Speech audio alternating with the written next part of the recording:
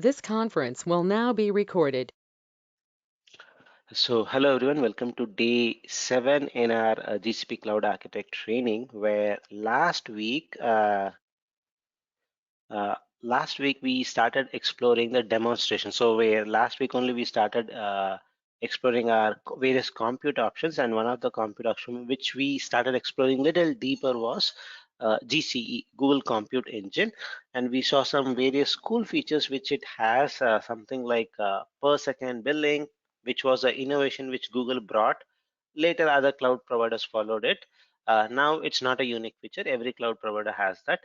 Custom machine type, which is still a unique feature which no other cloud provider has it. Choose the machine type of your choice, at least the closest one which you can have. That is something which we saw. And uh, and other common features like it is going to have vCPUs, memory, and the persistent disk is what we had seen, and we had gone through a complete description of all the fields in the GCP console. That way we explored why a region is important. When do you choose a specific region, the latency, and inside the region, when you select a specific zone, why the zone needs to be selected. Basically, maybe if you need GPUs, if you need some little different machine types, some are not available in all the zones, so maybe you have to specifically choose a zone. So that is something which we saw. We saw about startup scripts. We saw about other cool features like what is a shielded VM, where by default from April 2020, shielded VMs have become the default, which is going to be basically a hardened Linux distribution or Windows distribution is what we had seen. And we also saw about, based on the image which you use, the boot disk, what OS you want to go for, whether you want to go with Linux or Windows. In Linux, if you choose open source distributions like Ubuntu, Red Hat, CentOS, it's going to be free. But if you choose premium images like Red Hat, Windows 2012, uh, 16, 19 servers, you will have a cost to that. And we also saw one very cool feature like preemptible VMs, which you can get up to 80% discount, as what we had seen last week. And last week we tried doing all those things, and we were able to do a regular virtual machine, and we had stopped it. And to save cost, I had stopped that VM and I just recreated it just 10 minutes before. That's it. So a regular virtual machine where we had provisioned a web server. So if I click on it, it's going to show me Apache web server page. It is working.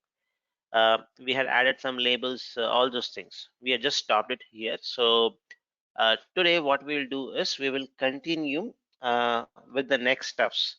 Preemptible virtual machine. We'll create a preemptible virtual machine. It's going to be quick, and we are going to use our command line. So we know from a cheat sheet which we created last week itself. To have something which is preemptible, we have to just mention this flag. That's it. Uh, Price wise, we are very clear. What is going to be taken back, we are very clear. What is going to be retained, we are very clear. So what is going to be taken back by Google when it gives a 30 seconds notice is the vCPU and memory, but the disk is going to be there. So make sure you have some shutdown script and dump something into your disk, or your script is super fast, it can copy something to a Google Cloud Storage bucket. You can also do that. So let's try to provision a preemptible virtual machine, all those things, and see. But before doing that, we usually have this process, right? When we create something, when we are done with it, we usually delete it. So last week we created a regular virtual machine and we just stopped it. We did not go and delete it. Let's try to do that deletion first. So this is the first one, right? So a regular virtual machine, a regular cost. So if I try to click on delete, shows me you have selected a instance because some of them have delete protection enabled. What is this, folks? I'm not able to delete it. If I see it here, even here I cannot delete it. So what does this error indicate or a message indicate here? Basically, just to recollect what we had done last week. Why I cannot delete this instance, folks? Please use your chat window so others can think also. Why we are not able to delete it? The message is on the screen itself, which helps you out. Nothing to do with that. No.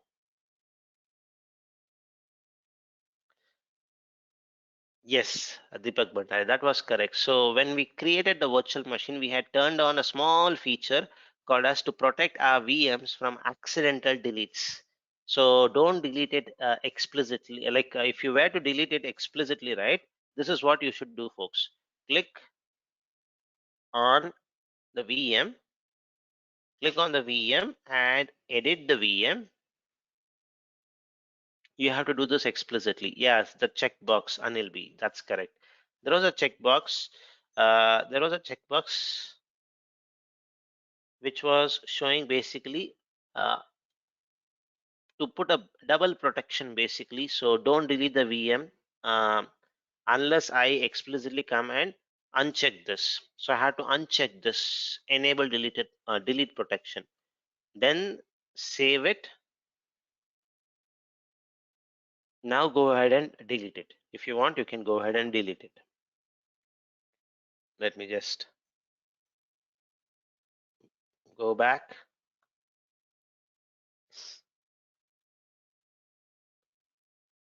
So now the delete option should be okay.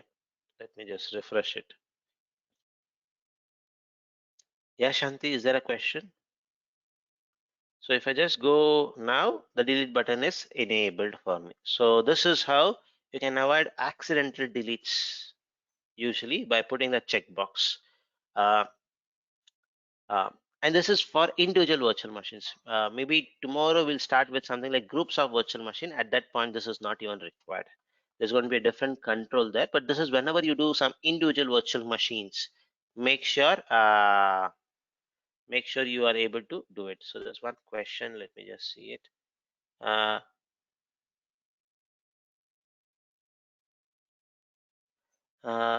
Anil, I have both the Anils there.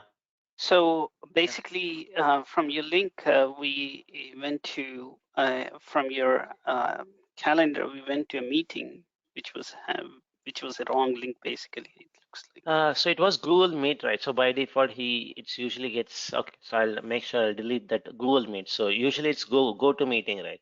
So I'll make sure I'll delete Yeah, that. Sorry.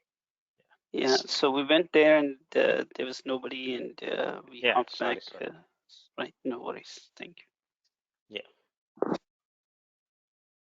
So now we should be able to delete this virtual machine. So the button is showing up. So we'll not delete this. I'll keep it for some specific requirement. But the delete protection can help us in a very effective way. So usually I have done blunders like this where I have even deleted some production instances like individual servers. Maybe it's an FTP server, something of that sort.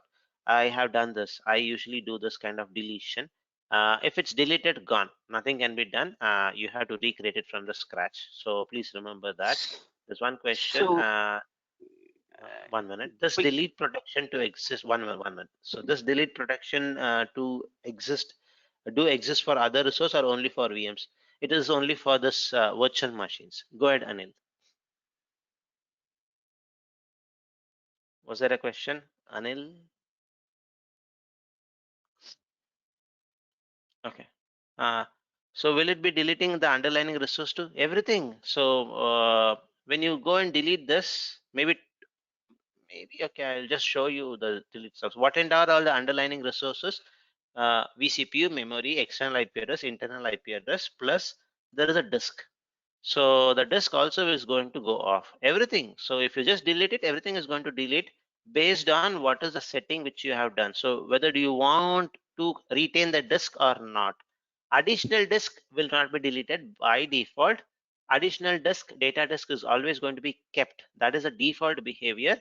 So, but your boot disk is going to get deleted if you have gone with all the default settings. So to know whether what is going to be get deleted, basically with respect to disk, you can look into the details of that virtual machine. So if I go into the details of the virtual machine, I'll come to know whether the boot disk are going to be deleted or not. Last week we had seen there's an option where you can do that, no auto boot delete disk, no auto, there's an option here. If you see here, no boot disk auto delete. If you have turned this on, the disk is not going to get deleted. Similarly, auto delete, yes, if you have given it, this is for the data disk, it's going to delete it basically. If I look into my disk here, if I look into my disk,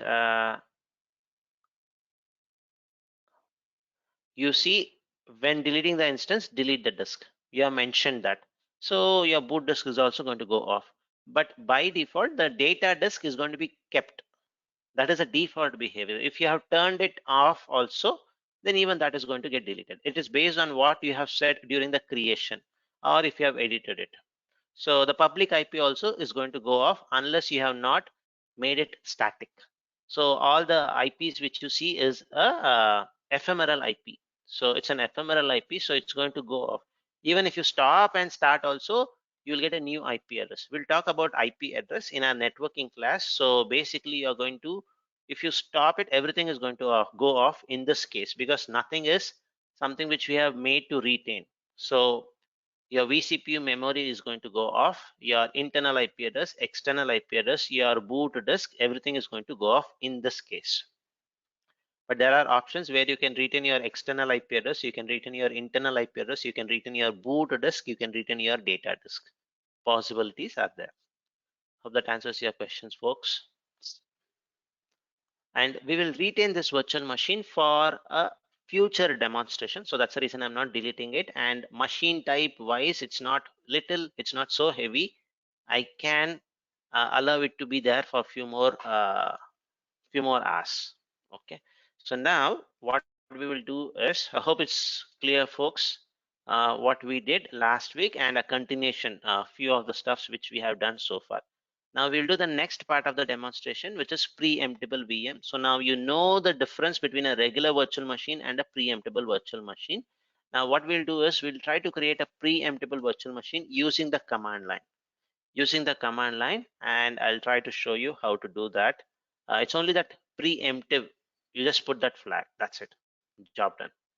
But let's do it once so that it gets registered once in our mind so that it could be helpful in the exam. The preemptive is only for 24 hours, right? Maximum Short 24 duration. hours. Yeah. Maximum 24 hours.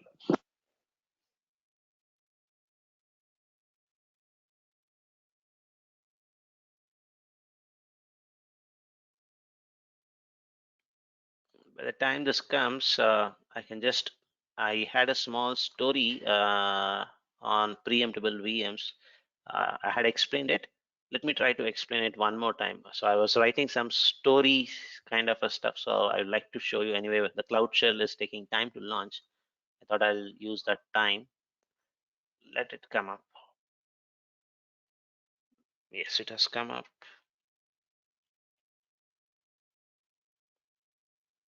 The life of a virtual machine is 24 hours. The preemptible virtual machine is 24 hours. Let me just wait for this to come up, folks. Or we can create it by the time it comes. G Cloud Beta Interactive.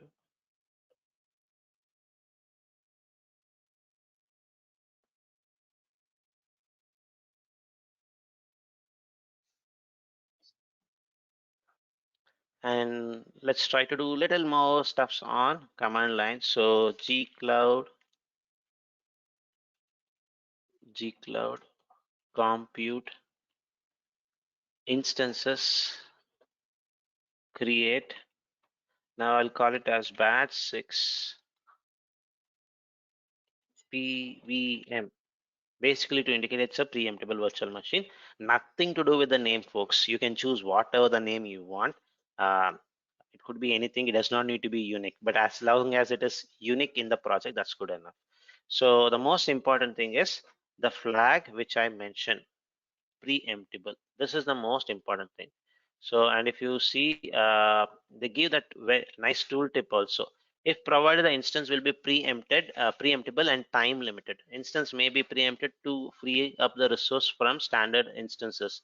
Will only be able to run for a limited amount of time. Maximum is 24 hours.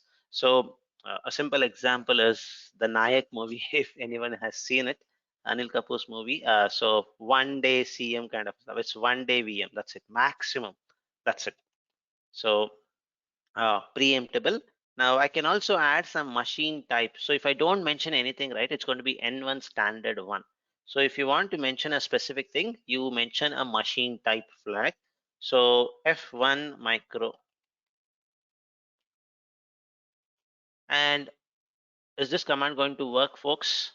Assuming preemptible spelling is correct, machine type spelling is correct, this command is going to work or not? Any thoughts, folks? Yes, very close, but I need one more thing.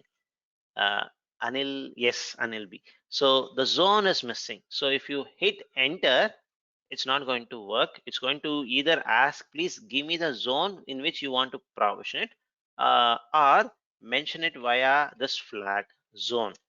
So let me just do that. So East 1A, and we can also see the time, how fastly it does that. So we are creating a preemptible virtual machine via command line, and we know the cost, benefits, all those things. I have already explained you last week itself. That's the reason I did not do it in the UI. So 11 seconds it was able to provision it. If I just minimize this, refresh my UI, I should have my new stuffs, and this is going to show up quickly.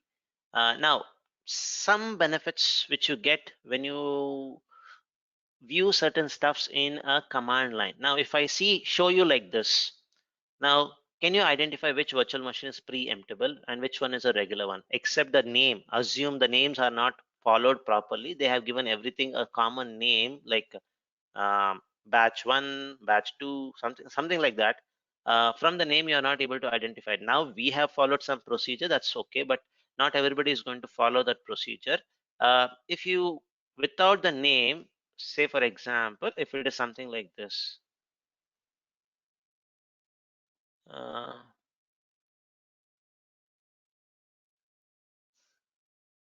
okay, I cannot take,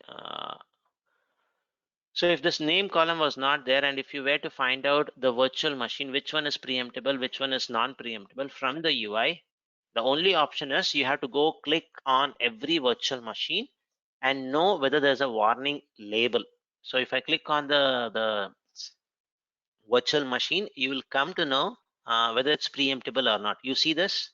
This instance is preemptible and will live for no longer than 24 hours. That's it. This is how you can come to know whether it's a regular virtual machine or a preemptible virtual machine. So if I just go back and click on the regular one, this warning message will not be there. This is the only indication, which is not really a good one, I would say. It's going to be a little difficult if you were to get the list of all the virtual machines which is preemptible and you wanted to share it with the management for some reporting purpose. You cannot get those things. So in the UI, now, if you look into the columns also, there is no column basically which indicates, if I click on this columns, you can look into it. There's no column which shows, which I can enable for preemptibility. But the command line is very cool where you can do something like this. Gcloud compute instances list. List me all the instances. That's it. So it's going to very nicely list all the VMs, and it's also going to have one additional column called as preemptible, true or empty. If it's empty, it is a regular virtual machine. If it is true, it's going to be basically a preemptible. You see this column. This it gives it so easy for you to do it. Now, if you want to go slightly advanced, you can also do something like filter, and you can put preemptible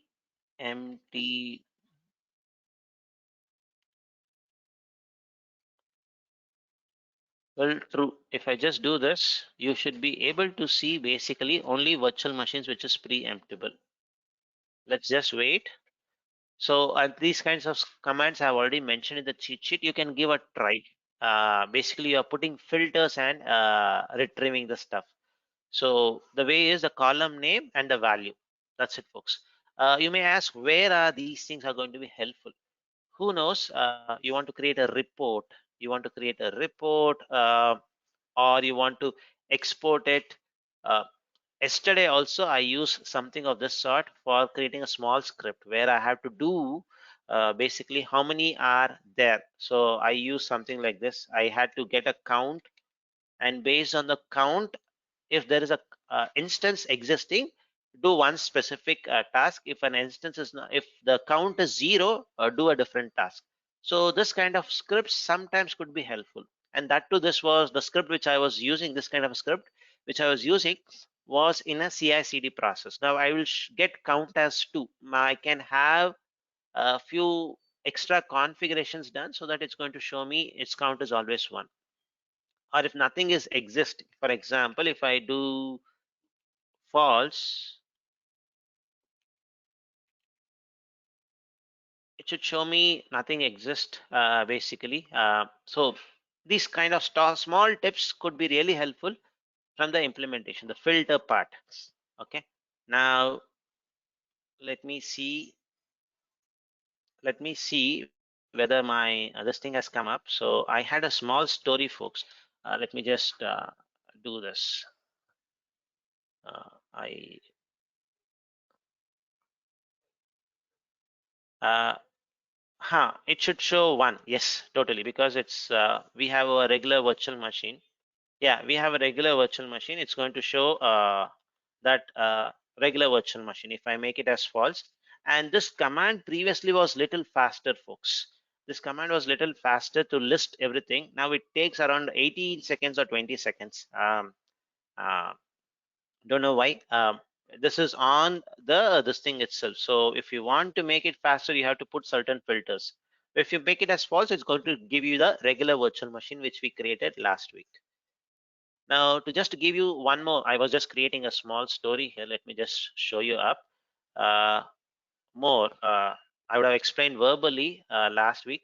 So the preemptible virtual machine, a small story behind it. So assume you are so Singapore A zone, many resources, all the resources are idle, and the first customer is you. At 9 a.m. you log in to the console, and you wanted to create a virtual machine basically to do some video transcoding. .mp wvm to .mp4. This is what you want to do. The whole intent is you wanted to do something which is cheaper, in a most cheaper way. That's your main requirement. uh, Definitely, because you know GCP, what you are going to do is you are going to create preemptible virtual machines. So when you create preemptible virtual machine, you are going to get up to 80% discount. So and for your requirement, you need N1 standard 1. So we have known this tip. If it's 4, it's 4 vCPU. And the memory, you can just look into the documentation, you'll get to know. But if you're regularly using it, it's going to be 15 GB. So this is the configuration. Everything is working fine. Now, before you started, the infrastructure was almost idle. The entire data center was idle. Nobody was using it. Maybe some festival season, nobody is using it, something of that sort. Now, the moment you started provisioning it, resources, maybe at 11 o'clock or 12 o'clock, more customers started provisioning it. Customer 2, customer 3, customer 100 are using Singapore A zone basically for virtual machines.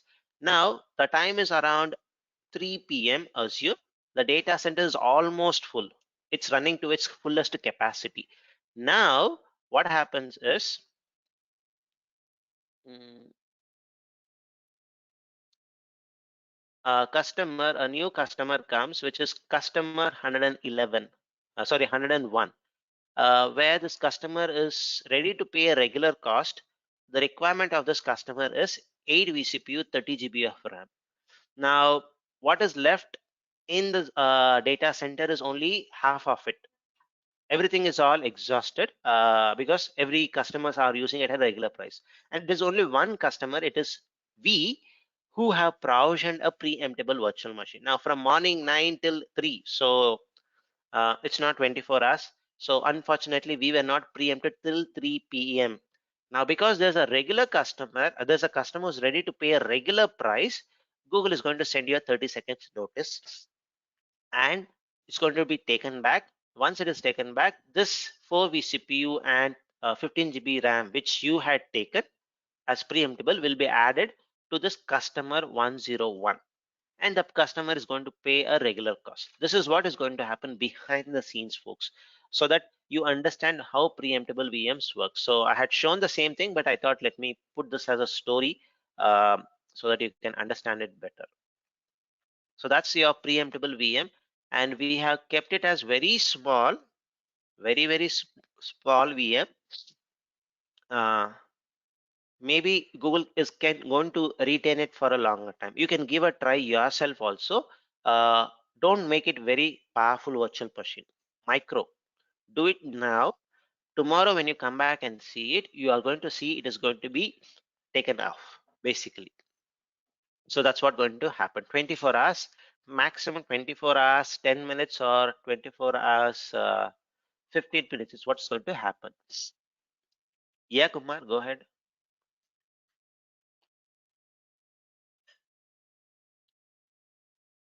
What's the question?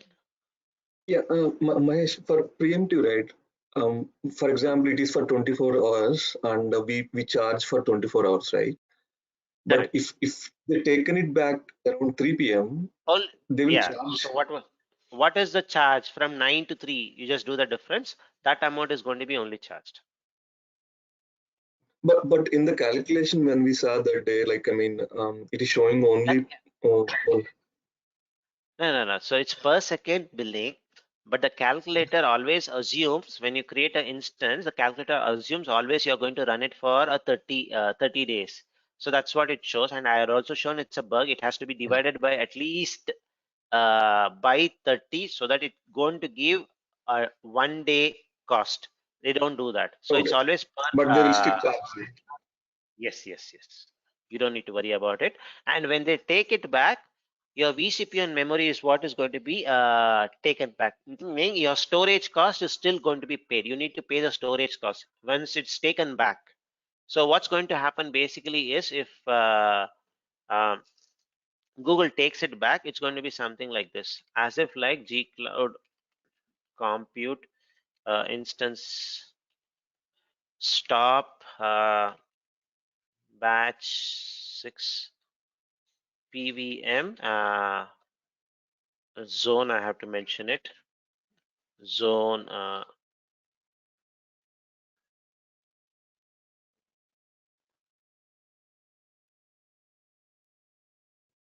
quietly stopping it. So this is going to happen when Google preempts it. And it's going to go to stop state. Your storage cost you need to pay. If you have a boot disk, you'll definitely have, and if you have a data disk, you're going to have the this thing which you need to pay. Now, if I just put refresh the screen, it's currently in a terminated state. I can just do a list instances list. It's going to show one in running, the other one in terminated state. One, and it's going to still remain as preemptible only, folks. I have shown you cannot change this VM from preemptible to a regular one later. It is not possible. The meaning, today you started running, maybe if you say, okay, let's start it as preemptible, based on the load we'll later try to make it as regular. That is not possible straight away. That's not possible. There are workarounds which you can do, which we'll see today. So you cannot make this as a regular VM. So have stopped this. If I go to this virtual machine, and look into the details, the preemptibility is always fixed. So let me click on edit.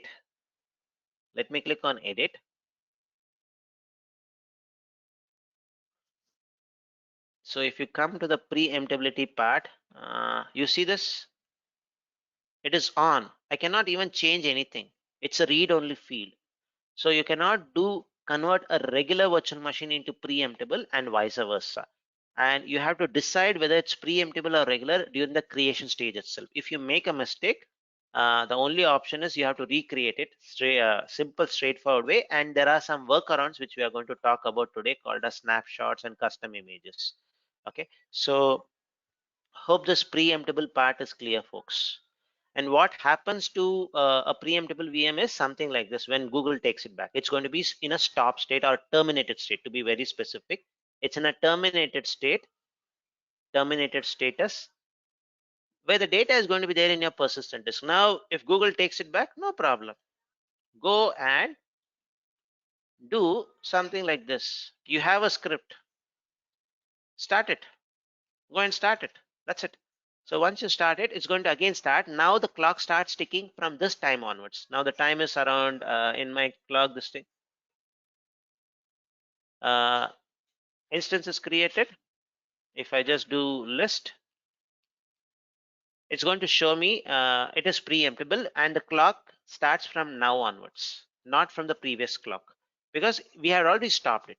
Now what time you started, from that time onwards, 24 hours maximum is what is the life of this VM is all about. Hope it's clear, folks. Awesome. Now I may need your this could be a small activity which you want to do it. So what is the activities you are going to do is basically create a micro VM. I am not expecting something more.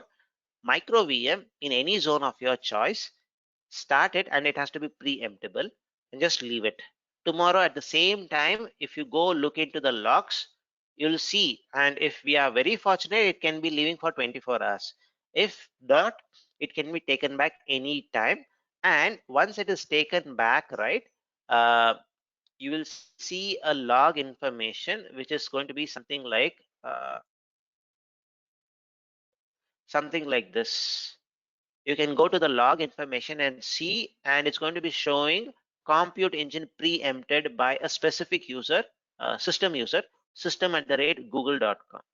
So that way you will come to know when it was created. And in this case, if you see this thing, so this screenshot, the VM was created at 56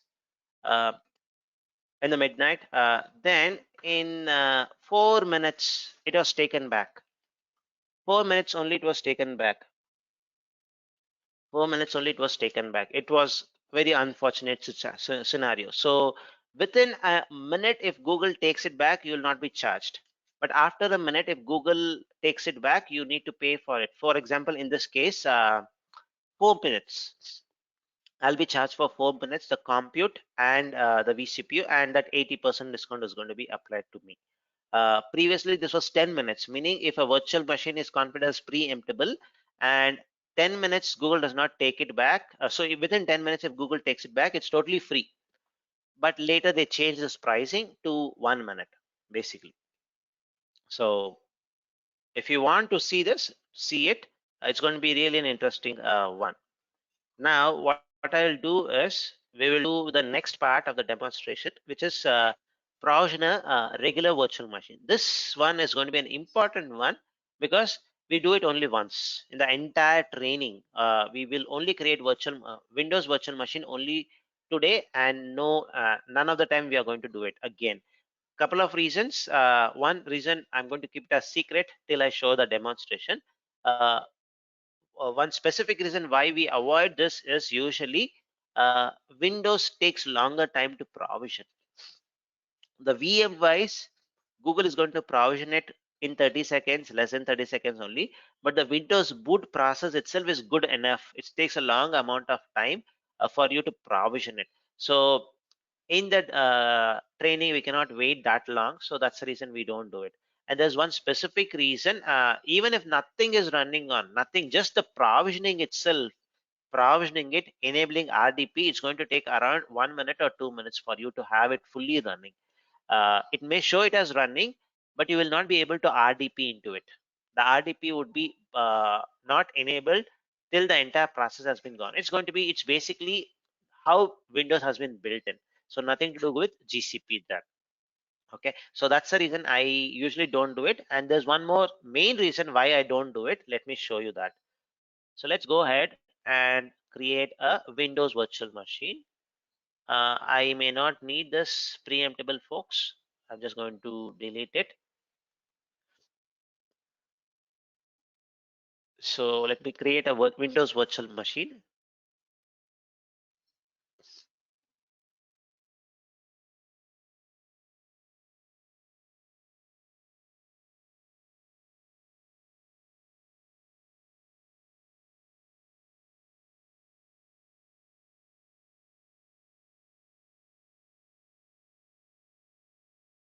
So I'll call this as batch 6 regular Windows. Put it in the same zone. Now, after this demo, right, I'm going to give you a small tip. If you're going to do provision resource in the command UI, and every time you are fixing the region to a specific zone and this thing, there's a small tip where you can save a couple of clicks. In command line, there's also an option where you can set it. I'm going to show you both the options. Okay, a small tip when you're working on your day-to-day projects and the customer is fixed because the GCP project is fixed, the customer is going to be fixed, and the customer's location is also going to be fixed. Why don't we save a couple of clicks? I'll show you that after I show you this demonstration. So N1 standard, and because it's Windows, right, give at least a decent compute option, folks. Micro VM is going to be little difficult, so give at least N1 standard. Give at least N1 standard. That's going to be better. If you give something like shared course, it's going to be a little difficult to. It's going to take longer time. And even when you log in remote desktop, the experience is going to be so slow. The mouse movement is going to be so slow. So minimum, if you have something like N1 standard one, is going to be a good choice. So before I make it as a Windows, this is going to be my cost. The reason is default OS is always Debian 10 as of today. So previously it was Debian 9. Now they have made it as Debian 10. Now if I change this to a premium image licensed OS like Red Hat Windows, I will have a cost. So whenever you choose Windows, right, a small word of caution here. If the requirement is to do everything in a terminal, command prompt or PowerShell, then you can choose any stuffs which is like something like Windows 2000, the data center kind of an edition, basically. Server core is what you need to choose if you want to continue running it in access everything via terminal. But if you want to have a desktop experience, I would strongly prefer you to use this one. So for example, Windows 2019, you get server core where everything is going to be in terminal. Server with desktop experience, if you turn it on, you will get a graphical user interface, like how a Windows server looks like, how your Windows 10's laptop looks like. It's the same thing as what you're going to get it. So prefer to use a server edition, basically. And one important thing which I have seen may not be a very selling point, a very good selling point, but a small info. The latest, as per my understanding, the latest OS, the server edition which Microsoft provides is 2019. So I have selected it. And if I go look into the price, it is $33 or $34 per month, the usage, the license fee usage. Now, if I make it 2016, go back versions, 2016 desktop edition, desktop experience, it's going to be still the same, 2016. If I make it as 2012, 2012, 12 R2, even that is going to be the same price. So if there's a requirement, if the customer says we wanted to have, they already have an on-prem 2012 R2 and they want to move to GCP because because in on-prem there could be a difference in the pricing, the license price, all those things. But when it comes to at least in GCP, all the server editions which you have is the same. But now you have to check with the application team, or the application team, they themselves should have done a work whether it is going to work fine in 2000, the higher versions of Windows servers. So if it can work, I would suggest to go with 2019. Price wise, there's no difference. Prefer to use the latest one because you're going to have more patches, free from vulnerabilities, all those things. It's going to be up to date. And 2012 definitely it's going to be end of life soon. 2008 is already done. There's no more 2008 available. It's end of life. So keep it latest. And GCP wise, it's going to not cost you. And if you want to reduce this cost also, work with your Microsoft account manager, work with the Google account manager so that you can bring your own license and reduce this part. That is also possible. Bring your own license. BYOL is also possible. Now we have a Windows 2012 option enabled, and I'm going to leave everything default. Let me click on create. And small observation, folks, whenever you create Windows, okay, if I just make it back to Debian, if it's Debian, right, the boot disk size is 10 GB. If I make it as Windows, right, small observation, not going to be something very huge, small observation. So if I choose Windows 2019, right, 19, the create button does not get enabled. The select option does not get enabled. Minimum it has to be 50. Minimum 50. So is what it indicates. The reason is the image itself is bulkier. Just to show you that it's bulkier image, the C drive needs to be a little bigger, basically.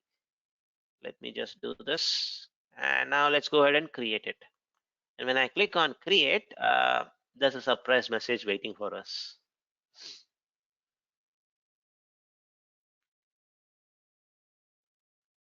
And this message can be used in two different ways. So I get an error. The reason is nothing to do with the configuration which we did, but in your free trial, it shows Windows image are not included in free trial. To enable them, first enable the billing on your account. You still be able to apply free trial credits to eligible products and services. What it does is basically Windows are not available. So if you are using a free trial, 90 days free trial, you cannot create Windows virtual machine is what it indicates. Now, this could be a quick check for you to do your in your free trial account also, whether you have activated, whether you have enabled billing or not. You can come to know by just doing the small activity, folks. I would strongly suggest you to do this. If you get a similar error message like this, it's an indication that you are still with free trial. Some people maybe by mistake would have clicked on that activate button or upgrade button. So if you have done that, I would say when you're coming very close, make sure you stop this project and delete the project, all those things, so that you will not be cross-charged with your credit card. So this is a small stuff which you can do. But I like to show you previously, at least an year back, Google used to provide VM creation options, Windows VM creation options, even in free trial. Recently only they have disabled it. So maybe they felt people are misusing it, so they just disabled it. Let me just show you one of my videos. What's going to be the difference there? The only difference is instead of SSH, it's going to be RDP. And when it comes to Linux, it's going to be usually your SSH keys. Basically, you use SSH keys, so you're going to have a private key, public key, and you are going to log in with that. When it comes to Windows, it's going to be your traditional username password. You can set a password when the VM is created. Let me just show you quickly a recorded video, so you can look into the YouTube also at a later point of time. It's not great importance, but just wanted to show you if you were to provision a Windows one. So if you know how to provision a Linux one, Windows is going to be easier. So if I search for Windows, and this video was created using the free trial only a year back. a year back, basically. So if I just use Windows RDP, yeah, this one, 2019. So I was able to do it. It was okay, almost close to 1.5 years now. May, it was in May. uh, May. So let me just try to skip this video. Sorry, ad.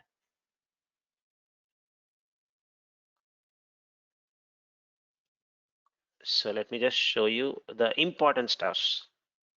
Uh,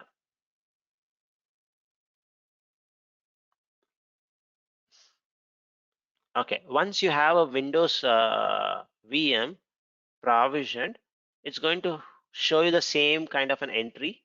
Let me just same kind of an entry, something like this. Instead of SSH, it's going to be RDP. That's the first thing. Now, once you have it right, the first step which you have to do is basically create a password. Download the remote desktop file so that you can RDP into it. Then set up a password. Set up a password and log in with it. And this entire process is going to take little time, folks. So you cannot immediately RDP it. So this is what I mentioned, the slowness for it to completely finish the boot process, all the protocols enabled. So here I would have paused and played it, recorded it. That's the reason you don't see any delay. But in your real implementations, when you're doing it, it's not going to be so fast. And if you wanted to have your LDAP users, all those things, then your synchronization, connecting it is all required. Only your AD users wants to log in, you can do that. That is also possible, but that's out of scope in this training, so no need to discuss it. But once you have synchronized the data, it's going to be possible, Active Directory. So this is how it's going to be looking if you have selected a uh, uh, desktop experience, server with desktop experience. You're going to have a desktop experience and you can do it. And one important thing to note here is whether it is Debian, Ubuntu, CentOS, Red Hat, Windows OS, when you install it, basically, right, you're going to have Cloud SDK installed by default in these images. It's already baked in, meaning from your virtual machine, if you want to run any gcloud commands, it's going to be always there. So we had seen this in our Linux machines. Even in Windows, it is going to be there. So gcloud, gsutil, everything is going to be there. So the reason for sharing this information is uh, if you have created any virtual machine, from that virtual machine, you want to copy some data or download some data from a storage bucket, you don't need to install an SDK. It's going to be always there. Remember, this could be somewhat related to an exam question related to here. The SDK is already installed. Okay, so that's something on Windows. I would strongly suggest you to do this Windows lab just to check whether you get an error. If you get an error, you're all good, meaning you have not upgraded your account to a paid user. You're still a trial user only. Okay, so that's something on Windows part, and we'll never ever going to do any Windows demo in the remaining part of the class. That's not important for us. Now let's go to the next part. Any questions till now, folks, on the two demos which we did, preemptible and regular Windows virtual machine? Any questions? All right. Okay. There's one question. Do we need to download the PEM key to take SSH via PuTTY?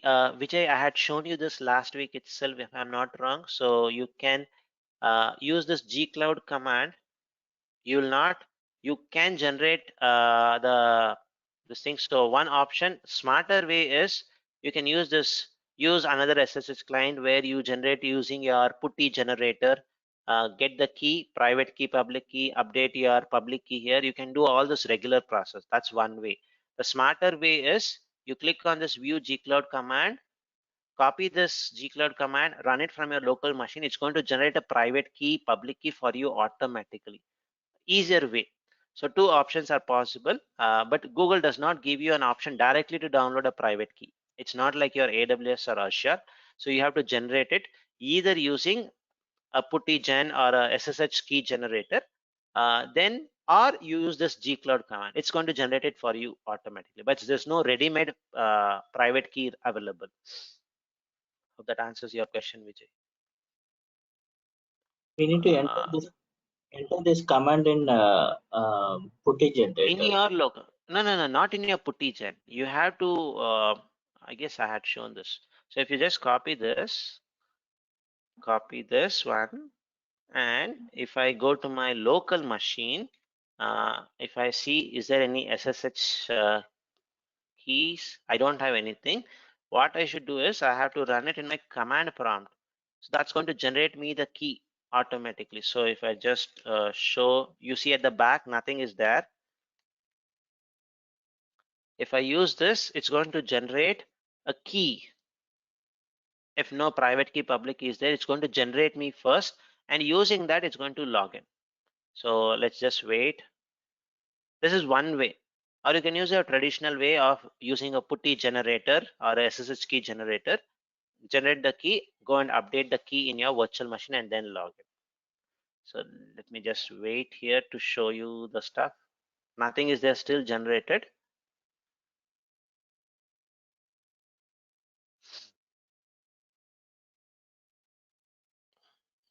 You see nothing is there, so I'm going to generate. It's what it's going to use.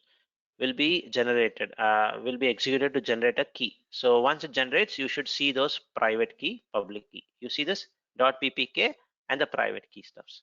Once you have everything, you should be able to log in. This is one way. Or if you want the traditional way of using putty generator or SSH key generator, you can also use that. Okay, once it's generated, we directly use private key to connect, right? Or do I need to again go to the generator? No. You see that I already logged into my putty. Oh, it's automatically open. Yes, it opens okay. that. That's the smartness of this command. So otherwise, if you go the other way, you have to do all those circles. Okay. So if enter the command, it automatically open the putty. Correct. But make sure you have authenticated already to this project. So it's not just simply you copy that command, it's going to work it. So you have to make sure your project gcloud config list. If I do it, my cloud SDK should have been authenticated with the same user ID who has access to. Now I'm using that learn.gcp 2028 user. My account should be showing this. Then only I'm able to log in. That you have to do that. Prerequisite. Oh, authenticated. Okay. You're already authenticated. Okay.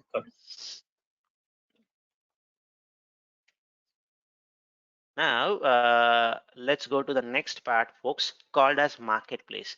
This is more like your Play Store, App Store. If you have an app, want to install an app on your phone, you go and do it, right? It is something similar where you don't want to install a vanilla operating system. Vanilla is plain operating system. Then on top of it, you install some software. For example, if you come from a database background and you want to have IBM DB2 database to be running on virtual machine, what you can do usually is there are two options. You provision a virtual machine, Windows or Linux, based on what is your requirement with a specific configuration. Then go to IBM website, download DB2 trial version, paid version, whatever it is, go and install it. So this is one way, very straightforward way. The second option is look for, is there any pre-cooked images or deployments available so that you can save your time. So a list of software stack, if it's already built in, just use it. Just go and click and you should be able to provision. If you want to do that, marketplace is a good choice there. So I would always prefer to use marketplace heavily. The reason is I spend less time on installation. So as a cloud architect, you should not spend time installing a specific software. The more focus should be is whether you can derive insights out of it, get a business insights out of the specific requirement. So that should be your focus. So if they say you want to install some specific component, and if you have never worked on that component, just go to your marketplace, search whether that component is available. For example, I want to install MongoDB, for example, or let me take MongoDB first, and I'll go to IBM DB2 later. MongoDB, I want to install it on a virtual machine. If you have worked on MongoDB extensively, it's basically a NoSQL database. For folks who have not heard of this, it's a database. So now if you wanted to make it run on a virtual machine, there are two ways. Install a virtual machine, vanilla operating system, then go download the software, MongoDB software, and install it. This is option number one.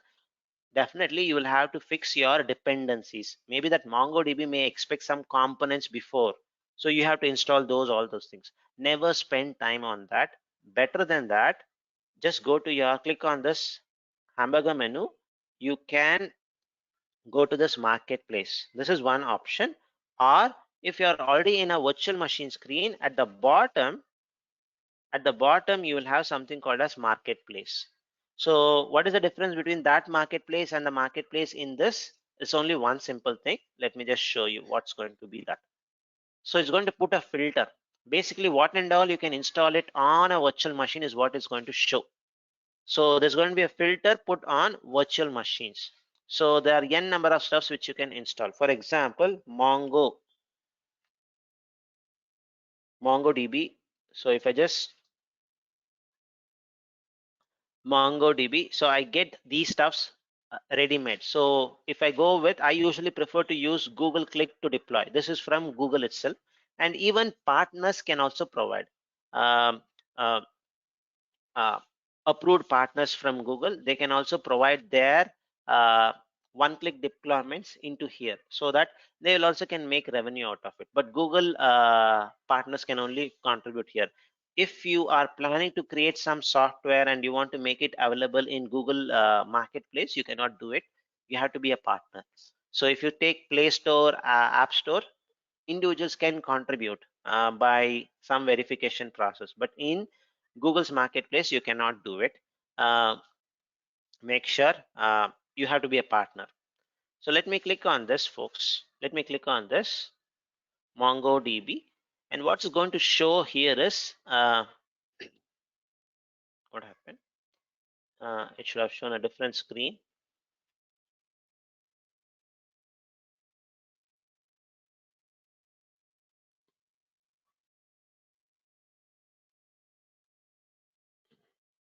Okay, so it comes to this. So NoSQL database. So what's going to happen is, whenever you look into this, whenever you see an option exists, don't be in a hurry to launch it. Basically, it's going to create a virtual machine, and on top of that virtual machine, the specific software is going to be installed. So you don't need to worry about any dependencies. They are going to create it for you. At the end, they are going to give you, this is the credentials, just log in. Simple, straightforward one. So, but before using any marketplace, right, a small word of caution. Look at this pricing, folks. Look at the pricing of your this thing. The price which you should be looking is there any usage fee? Is there any usage fee? It should be preferred to be zero. If you are exploring something, definitely you have to pay the infrastructure cost. That is okay. But the usage fee should be free as much as possible, so that you don't incur too much of cost. But if it's some third proprietary software something, then you have to definitely incur a usage fee for it also. But prefer to do this one, so that you are only going to pay a infrastructure cost. Smartness there, that's it. So it's going to show you need two VMs with this much configuration. It's going to be around 30,000 Indian rupee. Now when you are deploying it, you can definitely change the setting if you want. So if I click on launch, it's going to it goes to a screen where it looks like similar to your virtual machine screen, where you can mention what is the machine type, all those things, and click on deploy. So this is where your marketplace comes handy. So software stack, a specific software stacks you want to deploy it quickly, you can go and do this. The only thing is that that product should be available in the marketplace. That's it. So people who have worked on MongoDB, they may have seen this, the stuff. We are already, what is the question? we already have VM. Why it is again asking? No, we are not deploying it on an existing VM, Kumar. We are deploying it on a new VM. We are deploying it on a new VM, not on that existing VM. It has to be a new, brand new VM. You cannot install it on an existing VM. The marketplace does not provide you that an option, such an option. It should be new, basically. So you can change the machine type if you want. So that way it is not going to be $30, sorry, 30,000 Indian rupee. It can be reduced. So once you customize it based on your requirement, go ahead and click on deploy. It's going to deploy a MongoDB instance, and then you can go and start using it. The whole important stuff is you're not spending time on installation, not spending any time on installation. So I have a real story uh, here. So let me just open up my LinkedIn profile. Something on marketplace. So something on an interview question, slightly interesting one. And this was shared by a Googler who is a trainer actually. So let me search for his name. I usually share this usually.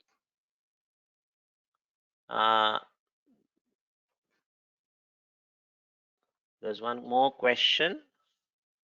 By the time it comes up, do we so we have all this software baked into the boot disk. Boot disk is going to be there. What is the image? It's going to be usually, they will mention what kind of image they are going to use: Debian, Ubuntu, Windows, all those things, plus the software stack. On top of it, the software stack is going to be there. How to install app in any app, how to install database and any app in my VM.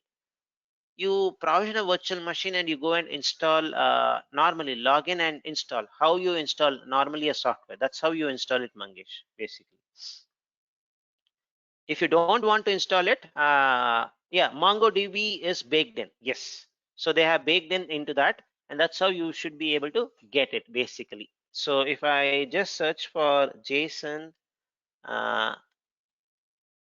Baker, just wanted to give you not Jason, this not just Jason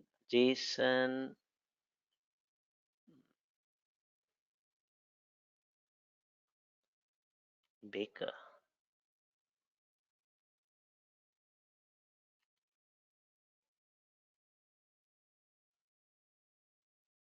Okay, Jason.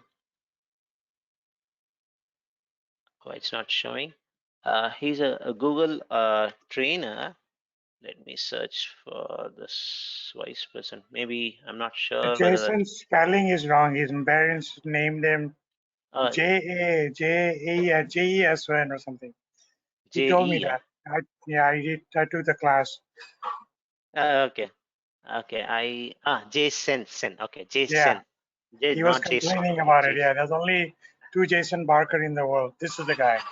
You got it. Okay, this guy. Okay, so this is the person. So there He's was excellent. usually. Yeah, I know. Yeah, true. So this person, right? He's an authorized trainer in GCP. There was one of the trainings, which was a free training, which I attended in Singapore, Google Submit. So a 1 day or a half-a-day training, and he shared his own experience, how he joined Google, all those things. And if you just look into his LinkedIn profile, he's totally from an infrastructure background. So he's totally from an infrastructure background. But one of the question to him during the interview was to provision a WordPress application and have a small content there. Now this person totally from infrastructure background, and he needs to show, and he has never installed any software. If you ask him to install servers, provision servers, blades, the network, he could have done it. But this was a WordPress. So what Jason Baker's response was to use marketplace. He shared this information in the training itself. So what he did, and it was more of an one of the rounds in interview rounds in Google is going to be sometimes like a interaction, one-on-one interaction or whiteboarding. In that, he told just use a marketplace, go to marketplace, and you search for basically like WordPress. You'll get it, install it, and all the details are going to be there. So quickly you can do it. So the whole reason of sharing this information is you can also install WordPress by following a WordPress documentation. Install a virtual machine, install MySQL database, install PHP, all those things. Instead of that, Jason was little smarter. What he did was he just went to marketplace WordPress. He got this WordPress based on which OS they need to install. He chose that and installed it. One click deployment, everything was there. It's just you log into that WordPress website and create a content. So this is to show the smartness, folks. This is only to show the smartness there, where you can spend less time on installation, avoid less time on installation as much as possible. So the focus should be more on how components should be connected, how business can be benefited from it. Okay, so that's your marketplace. If you want, you can go and try to deploy a MongoDB or anything. It's going to work. So it's a straightforward one, not so difficult. So I'm just going to leave it for you to install it and try it out. Select it of your choice. Now, coming to the last example, in marketplace, it's not an ocean. Not everything is going to be there. For example, if you are from IBM DB2 background, IBM DB2, if I search it, I may not get any results. Now, in this case, you cannot do anything. You have to install a OS, a VM of your choice, then download the software and do it. Sometimes you are going to get an existing image. If it's not there, you have to build it yourself, basically. So the reason for sharing this information is when you are capturing the requirements, right, you will know what kind of software needs to be installed. So check for it. So whether such an image exists or not. LAMP, Linux, Apache, MySQL, PHP. Whether such a software stack exists. If it is existing, leverage it. Leverage it. Instead of you putting a line item like to install this software, I need 3 hours, 4 hours. You can reduce it, basically. This is your marketplace. Now, there is a word which you need to remember. Cloud Launcher. Previously, this product was called as Cloud Launcher. Now, if you look into any older articles, 2 years, 3 years back kind of an article, by any chance, if you look into any blogs or any videos, they would have mentioned it as Cloud Launcher. So just wanted to be you to be aware that previously it was called as Cloud Launcher, which was little difficult for many people to understand because AWS, Azure, most of the cloud providers were using this standard name called as Marketplace. So I have heard that AWS Marketplace, you have lots of softwares. Same is what Google is trying to do it, basically to create uh, an ecosystem of softwares, basically. So, and to be very frank, when I took my first certification, Cloud Architect certification, at that time itself, the name was called as Marketplace. But I got a question which was based on Cloud Launcher. It was not updated. So who knows if that specific question which I had got, you're also going to get it, and somebody has not updated the question bank. If you see something like Cloud Launcher, you should not be taken back, but you should be aware that it is nothing but a marketplace. It is nothing but same as marketplace. It's an older name. That's it. So that's the fourth demo which I wanted to show. The last one, the most interesting one, is resize our VM's boot disk. So without restart. I'm not very sure whether this is possible in other cloud or even on a on-premise. Let's keep that aside. If it's possible, good. But let's see how we can create something like this in GCP. We have access to GCP. We can definitely do it. So let's resize the boot disk. The same thing applies to a data disk also. Irrespective of what kind of disk, you can resize it. Now, why do you want to resize it? The whole under concept here is never create a disk which is very high. So keep it minimal based on the requirement, leave it. And if need arises it, you can go and change it, and you don't need to have a downtime. So you don't need to have a downtime. So definitely, because it is cloud, right, as much as possible, leverage these kind of features. don't over provision resources. In on-prem, some things cannot be done on the fly, so people over provision it, but don't do the same mistake in cloud. So have the minimum requirement, what is required to run an application or a database, keep it. And once it reaches the threshold, you go and increase it, and it's going to be zero downtime. That's what we are going to see. So resize VM's boot disk without a restart. And this is an important one. There are a couple of commands which could be important from the exam perspective. We'll also update that in our cheat sheet. So what we are going to do is go back to our virtual machine. Go back to our virtual machine. We'll do this demo and then take a break, folks.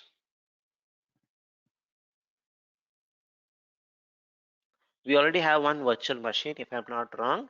We'll use that same virtual machine itself for our demonstration purpose. And I'm going to use heavily a documentation. No commands in the cheat sheet, but I'm going to show how to use documentation also. So it's going to be really difficult to put everything in the cheat sheet, but I'll show you how I can have use my cheat sheet, my documentation, GCP's documentation to do this. So I'm just SSHing into it. By the time it SSHs, if I just go to my disk, that's going to be showing my disk information. What is the size, all those information it's going to show me. Let's wait for it to show up. It was 10 GB. If I'm 10 GB was the default one, so it shows that. And the name of the disk is always going to be the same as your name of your virtual machine. Standard persistent disk, the cheapest one, which you can get $0.44 per month. So, and it shows currently it is used by this virtual machine. 10 GB is the size. You want to verify that same, you can do that in your virtual machine also by running this command df-h. It's going to show that very close. So this is your, it's mounted on slash, and it's going to be 9.7. So sometimes it does not show you the full stuff. So 9.7, this is what it shows, of which 1.4 GB is used maybe for your boot, for your Debian OS, and for our Apache web server, some updates we did it, so it has been consumed. Remaining 7.8 GB is available. Now just pretend for now it is almost coming very close. 8 GB or 9 GB is already full. You need to resize it, and you don't need to down the virtual machine, and you cannot down the virtual machine. It's very critical. How do you do it? Is very simple. With a couple of Linux commands we can do it. So first of all, let's try to increase the disk size in our console. First of all, let me just make this as 10 GB. Okay, so if I just go edit this virtual machine, I can do the same thing in command line. If you want, I can show you the command line equivalent also in a minute. Edit the size. Okay, so currently the size is 10, and keep an eye on this input output operations, folks. The more the size you give, more would be your IOPS, more would be your better would be your throughput. So now if I make it as 100, you see that it increases. If I make it as a terabyte, it increases. More you give, more would be your IOPS, better would be your IOPS, better would be your throughput. So this is a standard thing, nothing specific to GCP. Now I cannot have 1 terabyte. From 10, what I'm going to do is I'm going to make it as 15, folks. Only 5 GB I'm going to increase it. That's it.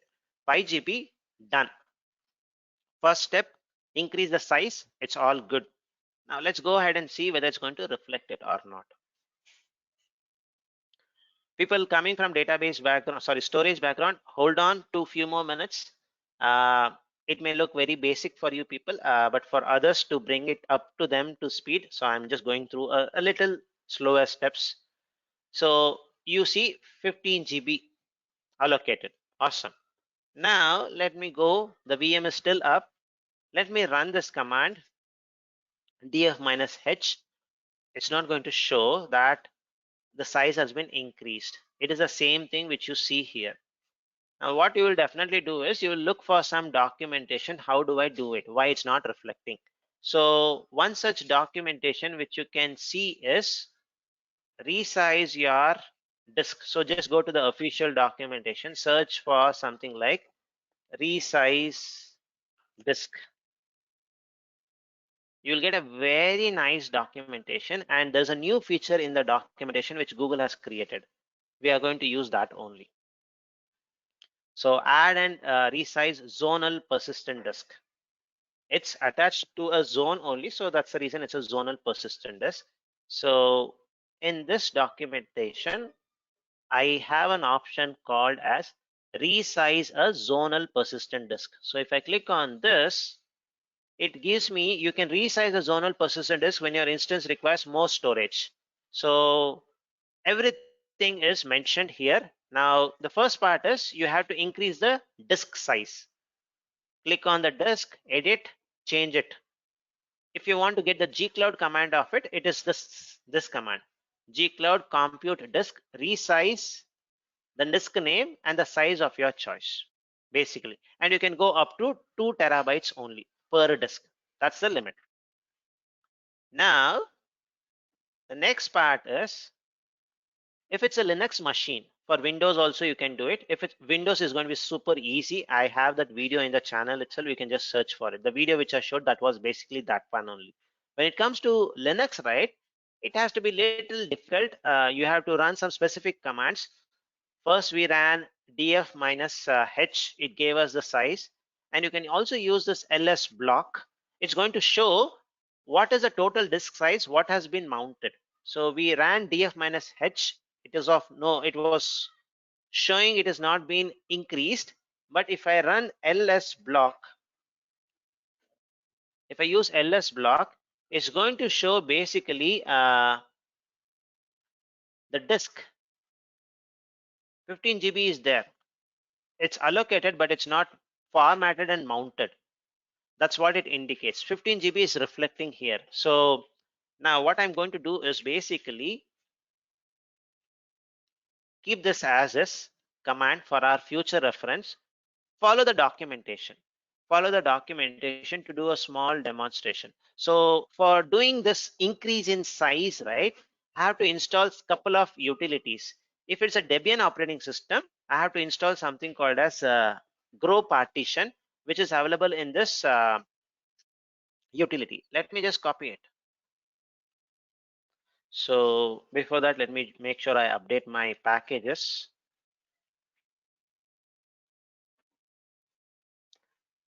So Mangesh, you asked, right, how do I install it? This is how you install components in your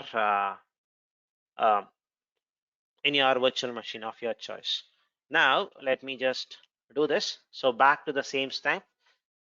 Now I have installed it, and if it's a different OS, they have a documentation for it. So Debian, Ubuntu, all those things, same. Guest cloud guest util should work.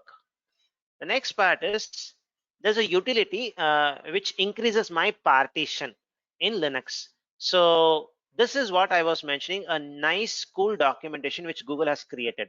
Now this was a standard command, I copy pasted, it worked. Sometimes it could be something very specific which you wanted to do. So what is your device ID? If you want to know the device ID, so it is going to be, if you put ls block, the device ID, the device name is SDA. So this is equivalent to your C drive, D drive kind of a stuff in your Linux. So SDA, that's my device ID, and my partition number. This is the one. Partition number is 1 as the indication. So just click on that, it becomes, and you type it. Now this is my command. So there's also a small example here. What is your partition ID? How do you find it out? Now I have done this. Now what's the beauty of this command? If there is any command below which is going to require a partition ID, the device name, it is going to be updated for us automatically. So I just need to now edit it once, copy paste it. That's it. Grow my partition. So is what I'm going to do now.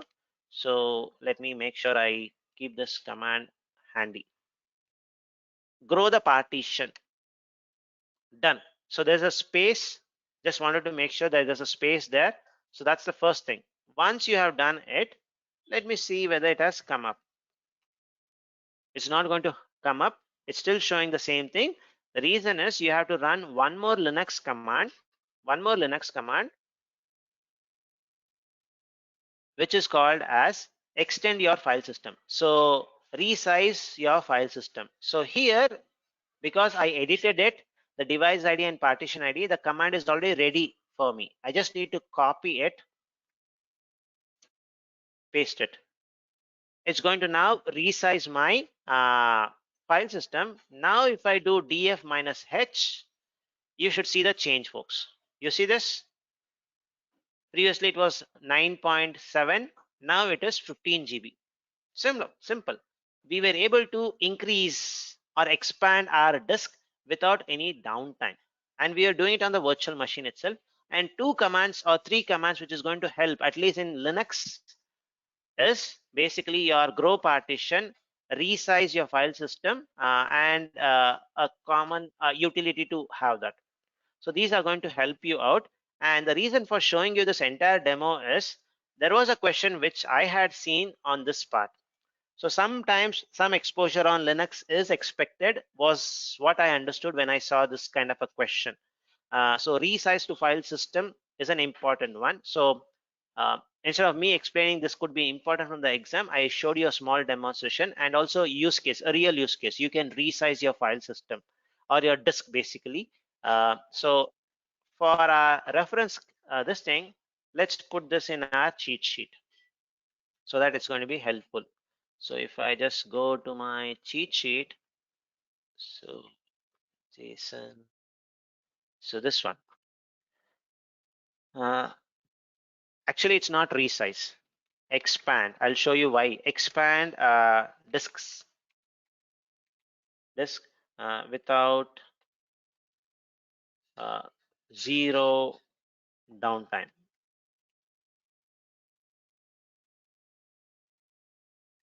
This is the first command.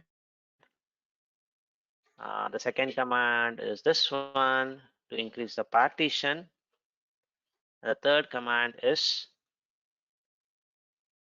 resize your file system, which is going to give me that stuff. So important. And you can also think of this, a possibility is if there is a virtual machine and it's having a database running and it is having some performance issues, and you cannot shut down the virtual machine.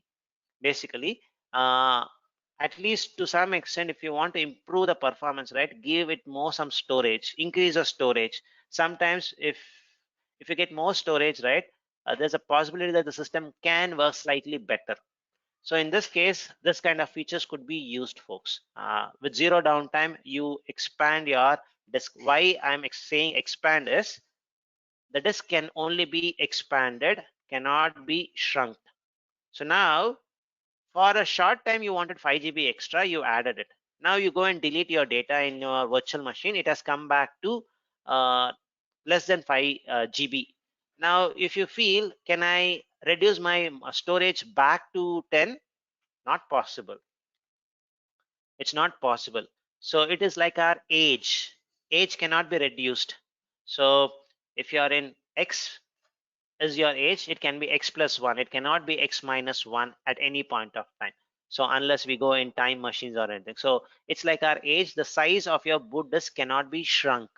So it can be only expanded. So this is one important reason why I mentioned start always small. Now, if you keep it 200, for example, in the beginning, now you realize it later, you cannot even, you're not using this 200 GB fully, you cannot shrunk it. You can only expand it. So please start always with small storage and then go for it. So, and you'll see this throughout the class, the storage cannot be shrunk.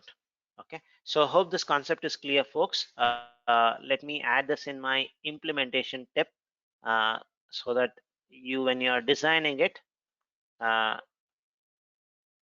always have the disk size, start the disk have smaller, what should I put it as, smaller or so I have to word it very well.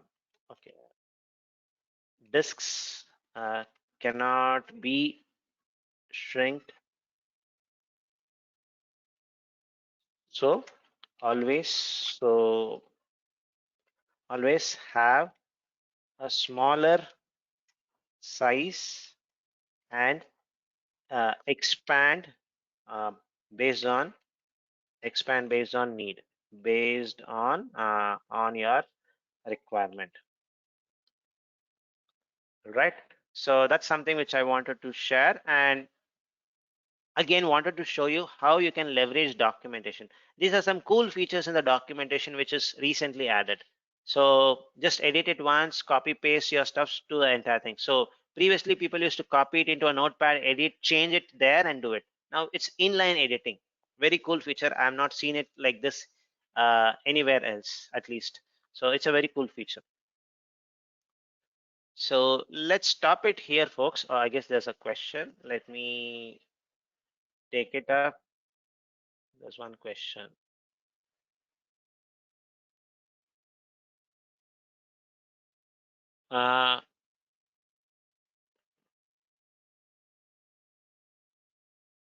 Do we need to add install? Yeah, all the commands are required, folks. Add install. So grow partition is going to have the gsutil stuff inbuilt. Okay, let me just look into the documentation 1 minute. So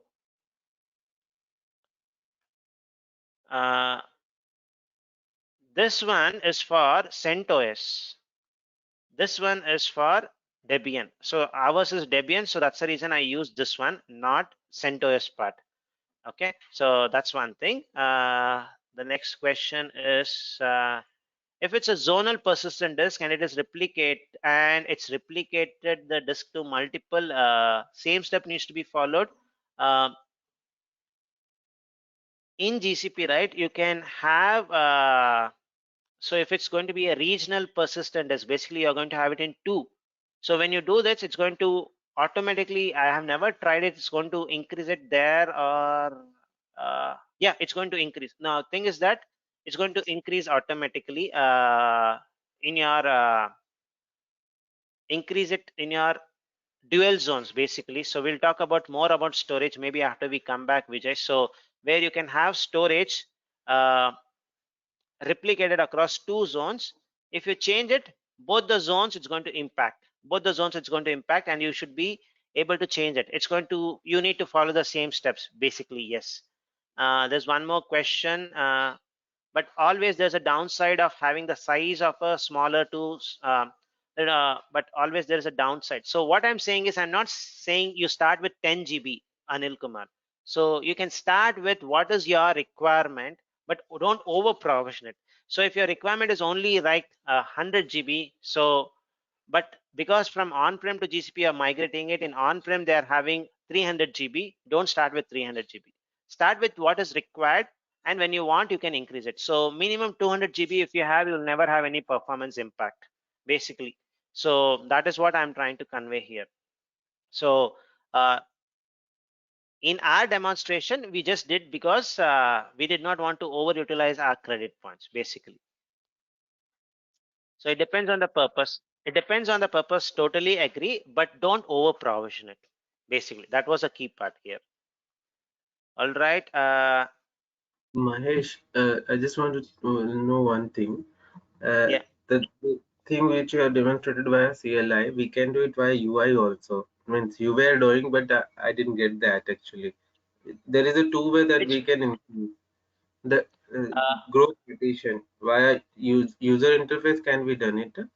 Like you were showing decrease via No. UI. Okay. So what you can do only in the UI is increase the disk size, Vivek, from 10 to 15. That is the only part you can do it. Remaining part, installing those grow partition utility, then installing doing that rum command, you have to do it in the terminal only. It's Linux, so you have to do it in the terminal only. If it's Windows, yes, you will have a graphical user interface where you can go to your disk management and increase it. This That part, is the increasing part, you have to do it in the command line only. no, sir. Actually, just means I was a bit confused. Means you can increase from UI after machine is started and running, or we can do any time. Means because the CLI part I understood, but I'm not able Hmm. to matlab, summarize. Means what is the difference from CLI and from UI? How what is the difference actually? You told me that I can increase the disk size. The same thing I So did see, from first of CLI. all, so you can increase this disk size Hmm. from three options. Okay, this Using command so line. this Hold on, size hold or on, that hold is on. a I understood partition. it. Ah, Hold on. Let me explain. Hold on. So you can do it via console. That's what I did it. Now, if you want to increase the size via command line, you have an option. I showed you that. You can do the same thing via REST API also. But this is the first part of the demonstration only. So if you just increase the size, it's not going to reflect in your virtual machine. To reflect those changes, you have to do those two commands which I showed you: grow partition and resize to file fs. So those two are important. Without that, whatever you do in the change here in the console or via command line, it's not going to reflect in your virtual machine. It's basically changing your disk. Make sure you update your grow your partition and make it available there. To make okay, I the got it. change available, you have to do those Linux commands. Now, because Yeah. we chose Linux, we have to do it in command line only. If you have done the same thing via for a Windows machine, you would have had a graphical user interface, meaning first increase the size, then go to that specific virtual machine and do those necessary changes. That is the thing. Okay. Yeah, I got it. All right. Means in case Yeah. I want to grow another partition, I just need to the device Yes. ID, like Yes. SDA1, Yes. Yes. SDA2, Yes. Yes. SDA2. I Correct. got it. Correct. So in Uh, Windows, it's going to be C, D, E kind of stuff. Yeah. There was one more question. yeah, mine's Mangesh here. Actually, regarding that marketplace, right? So in marketplace, we'll have only the softwares, right? Like IBM DB2, MongoDB. So from there, we can just launch. But Yeah. if I need to interact with my application, right? Suppose my Hmm. virtual machine, then Hmm. that application or software has to be installed on my virtual machine, right? Now this is going to install on your virtual machine only, Mangesh. So you'll not have anything. So assume you have nothing in your VM. So you want a MongoDB. So Mm-hmm. you go and launch it. So what is going to happen is you are going to have one virtual machine with MongoDB instance running. Now you have a web application which needs to interact. Then you get the credentials of your MongoDB, the IP, username, password. Then you go and do call it basically. Okay, I mean, you mean to say, I mean, if I launch any It's going to database install it on a application, virtual machine. okay, okay, yeah, I mean, yeah, It's on a thanks, virtual thanks. machine. I didn't, yeah, It's okay, like yeah, your virtual machine is like your phone. You click on a app, it gets installed on your app. That's what it's going okay, to okay, happen. Yeah. okay. Thank you. Yeah.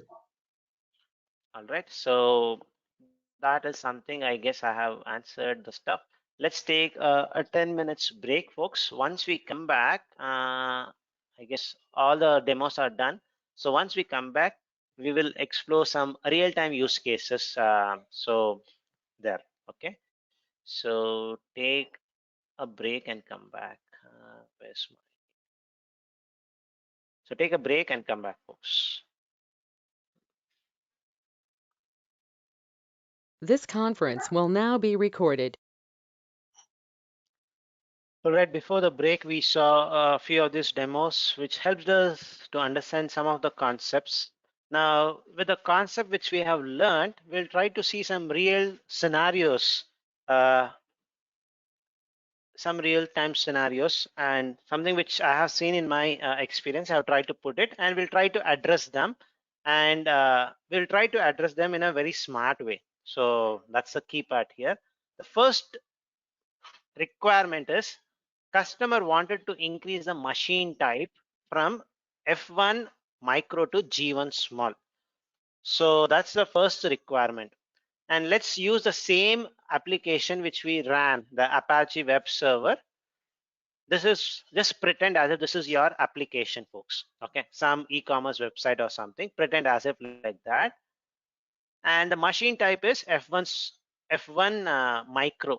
Now you have done it for a customer. Now the customer says the website is good. There's more hits coming, but this F1 micro is not enough for me. I have to increase it to at least the next level, which is G1 small, is what the customer says.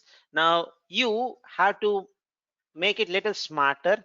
One, the worst option, and also for the entire all these three all the different real-time scenarios which we are going to see, pretend as if to install this software on this virtual machine takes, to configure, to make it run all those things, it's going to take around 5 days. That's a small assumption which we are going to do. It's going to take 5 days to do all those things. We wanted to be smarter. By becoming smarter, we are going to see some better solutions there. Okay, so the first requirement, if I just swap, wants to increase the machine type from F1 micro to G1 small. Let's just see whether we can do it. The worst option is go ahead and spend 5 more days, create a virtual machine with a G1 small and do it. But is there any better way is what we are going to try. Okay, so first let me just click on this virtual machine.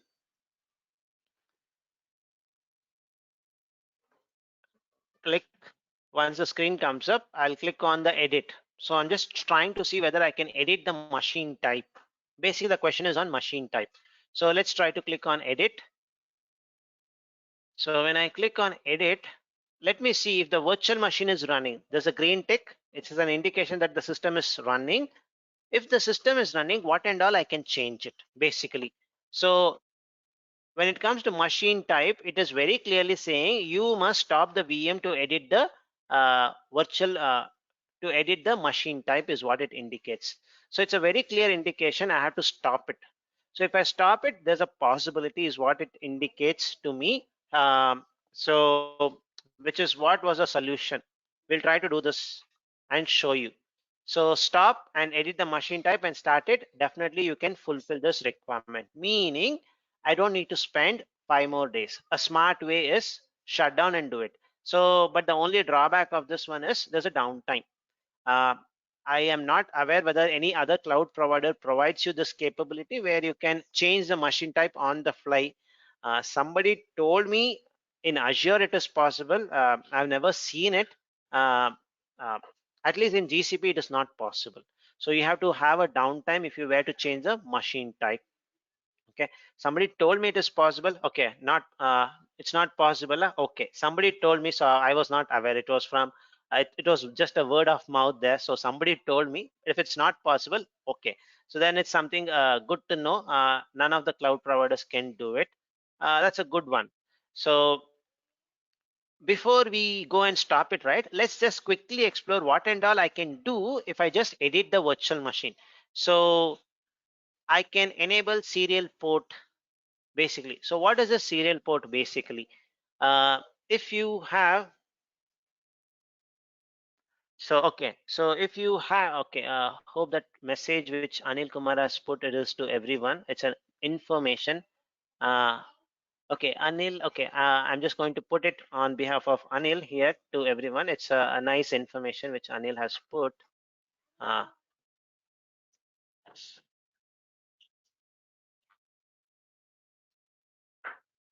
to everyone. Thanks, Anil, for that info. Uh, what is serial port? Say, for example, whenever you have any startup script, if the startup script is not working properly, right? Because the startup script usually runs once the system is fully up and running. So if you want to see what was the error, you can turn on the serial port. So in very, very simple terms, the serial port is nothing but if you have ever provisioned a Linux virtual machine on your laptop, when you start the virtual machine, right, you'll see lots of information, different run levels, what is happening, all those things. It's going to show it in a very textual manner. All those things you can see it if you just log into your serial port. So this is going to be really helpful if you want to troubleshoot any startup scripts, basically, even your shutdown scripts. So If you cannot see the virtual machine console, you want to see it, this is where it's going to be helpful, and you can turn it on by just a click of a button and without stopping the VM. So that's the first feature which you can do without stopping the VM. Machine type, it is very clearly mentioned, you cannot stop it, you cannot change it without stopping it. That's fine. Then what else I can change? The zone cannot be changed. You must stop the VM to edit the minimum node CPU. So meaning how much vCPU memory you want is what it's saying, but zone cannot be changed. I'll show you till the end. Zone cannot be changed easily. From Singapore A to Singapore B, or from Singapore to Mumbai, or Singapore to Taiwan, I cannot do that.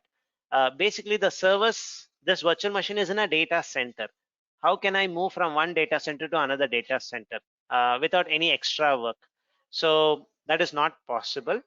Labels, is it possible to add a new label? Yes, it is possible to add a new label even if the virtual machine is running. So it's just a small metadata which you're trying to add, right? Info. So that should be fine. So owner,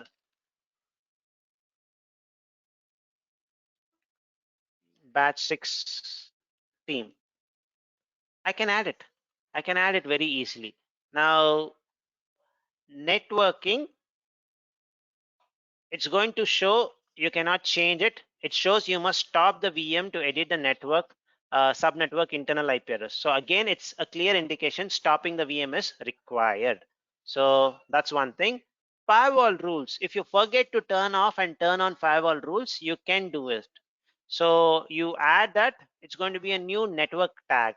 So we'll talk about network tags more in our networking class. So for now, you can turn on and turn off firewall rules on the fly whenever, even if the VM is running, is what it indicates. So I can remove, add all those things. That's one thing.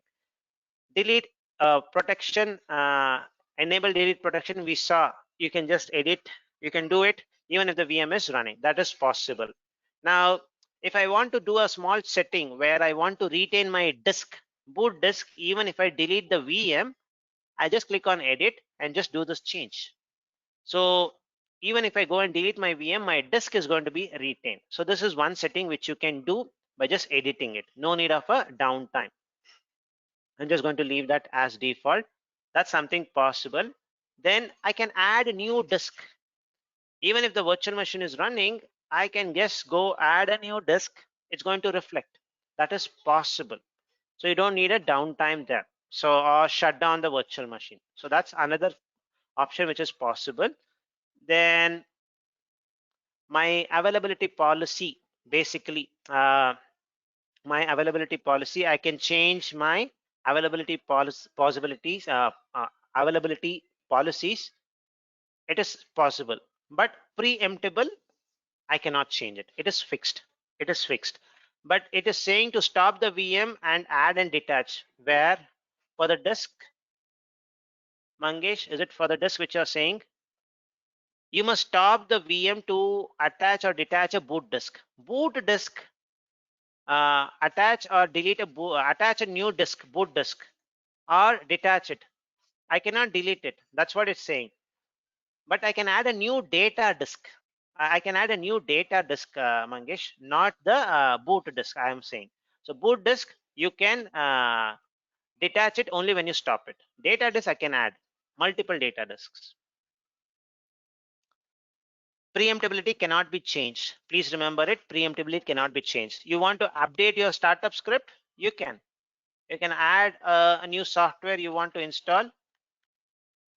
Something like you want to install Git. You can do that. So that is possible. Now you want to update your SSH keys, go ahead and update it. Go and update it. That is possible. Service account, we had seen it in our service account class itself. IAM, you cannot change it. It is very clearly, it mentions you must stop the VM to do it. Same is the case with your access scope. So these are the stuffs which you can edit even if the VM is up and running. So if it's running, basically your labels, firewall rules, firewall rules, add disk, these are all possible. Startup script, these are all possible which you can do even if the VM is running. Save it. Let's see whether it's reflecting. things which can be done even if the VM is running. Now let's see whether it's really reflecting.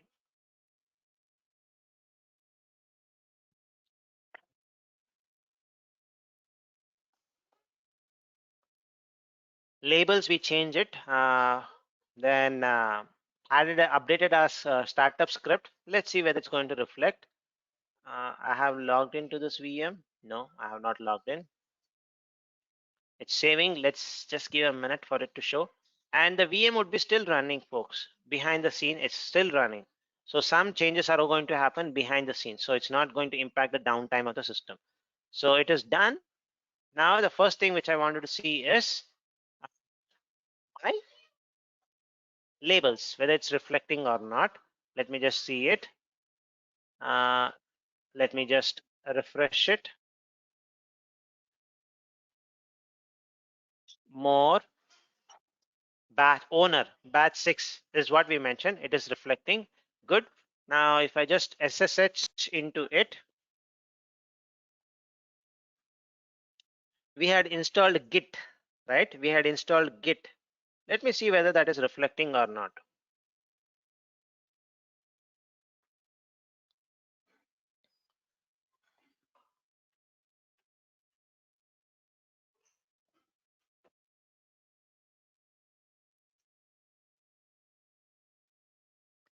So if I type git -- version, it should show me if it has installed, but it shows it's not installed. So what it indicates basically is you have updated your startup script, but it's not reflecting. For it to reflect, right?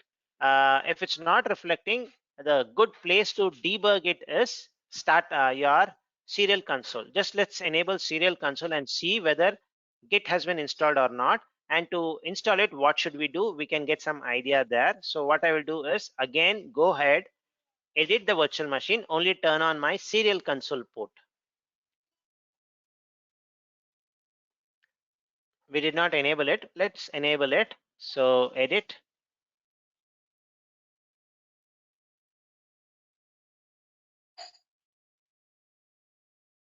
So I'm just going to enable serial, this thing. Enable connecting to serial ports.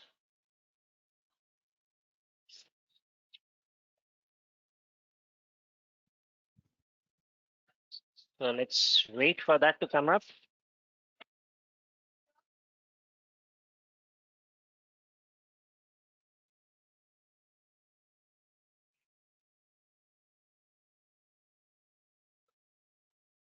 All right, it is updated. Now I can just click on connect to serial console. It's going to show me what's happening when the system starts up, all those things. I can see it here in the serial console. This is going to be really helpful for debugging any startup scripts. So in the exam, if you get something on startup script not working fine, all those things, how do I debug? Simple. Just enable your serial console. You should be able to see it. Now, there's no information further here. So this is what it's going to show. Login with, should I enter my, can I log in as, okay. I have to log in, huh? I never tried it. Okay, let me just try with what user? Oh,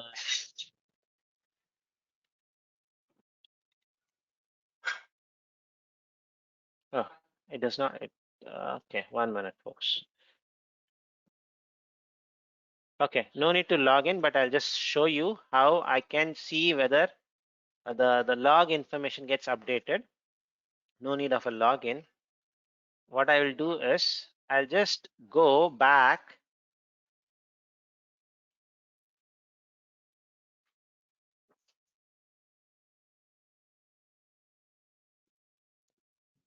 I'll just do this button. I'll just do a reset.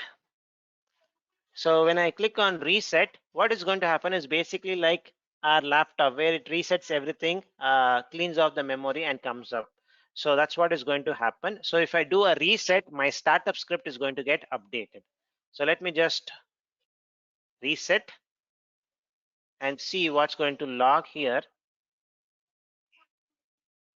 You see this log information? Let's see. You see this, folks. These are all the logs which you can see. It looks as if like you're in front of the system and there's a startup script which has got executed. So you see unpacking Git. My startup script has now executed. So this is where the serial console port is going to be really helpful. Now everything is good. Now I can just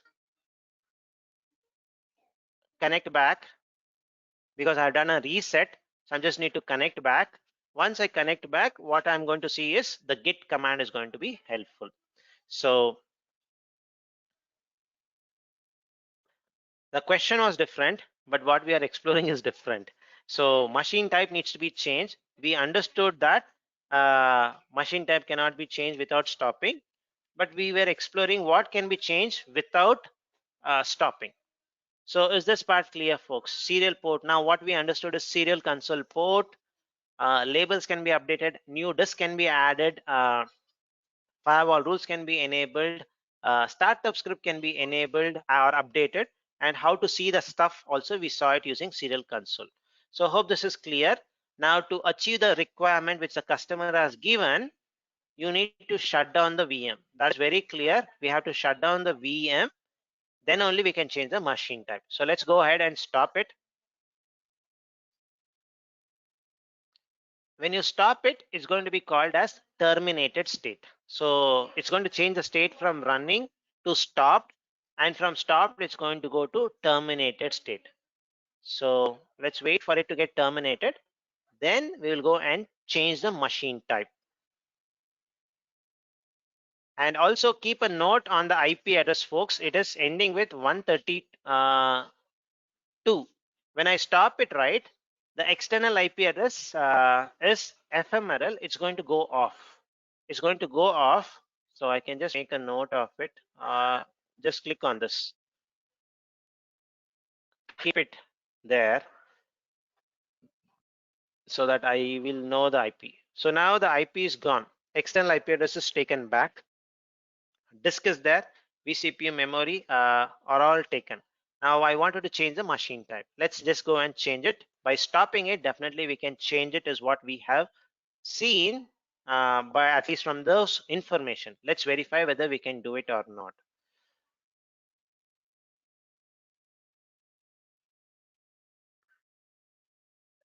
There's one question. What is the difference between reset versus restart? Do we have a restart option by any chance? Did not get exactly the reset will do. A hard boot or only memory cache will be okay. Basically, it's like your reset. The system will not get stopped. The system is going to be running. Basically, restart, you need to stop, then start. So that's so when you do restart, right, it goes to a terminated state first, then it comes back to running state. But when you are doing reset, right, the system will never shut down. It's going to be still running, only the memory is all wiped off, clean. So if something is really hanged, you do usually reset, right? That is the key part here. So the system is going to still running basically. Now let me click on edit and see whether can I do. Now things which you can edit, even if the virtual machine is running, is going to be still editable even if you stop it. There's no big deal in it. So we are not going to look into it because that is possible when the system is running itself. Let's focus on what can be edited when the system is stopped. Machine type. Previously it was a read-only field, right? Now you can edit it. What was the requirement? Change it to G1 small because there is too much of load, more traffic is coming. The customer wants us to increase the machine type. We are increasing it. So good. What else you can do it? You can do something with the display, the secondary display, which is for recording all those things. You can turn it on. Enable CPU overcommit. This is for sole tenant. We cannot leverage that in free trial. Just leave it. We can do it, is what it indicates. Zone. Let's just look into the zone, folks. Where is zone? You see this? Zone is still read only. You cannot change the zone of an existing virtual machine and change it. That's not possible. Straightforward, it's not possible. Labels possible. I'm not going to explore it. Network, since we have not explored much about network, but network can be changed. You can change it to a different network. So since we have only one network, we don't have any other option to change it. But when we look into the networking, we'll come to know that networking details can be changed. The VPC, what is the subnetwork, what is the range. So when you change your network, your internal IP address is also going to get changed. So networking things can be possible to change. That's one thing. Then, as usual, Mangesh was asking this. So you want to detach this, you don't want this disk, you want to attach some other disk, you can do it. The boot disk, you have this option of delete. I can just click on delete, it's going to go off. If you want attach a new one, you can do it. That is possible. Even if you stop the virtual machine, you cannot change a regular VM into preemptible VM and vice versa. That's what it indicates very clearly. It's just a read-only field.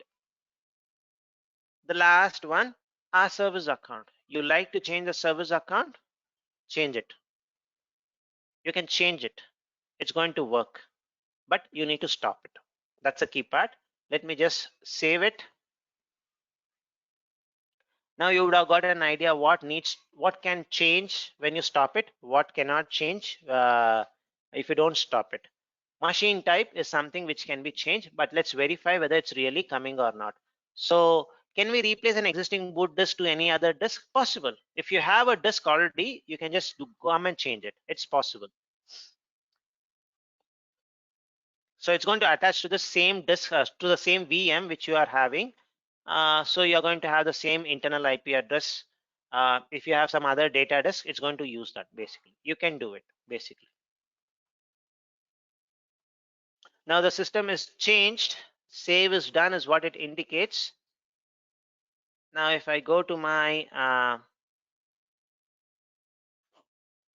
machine configuration,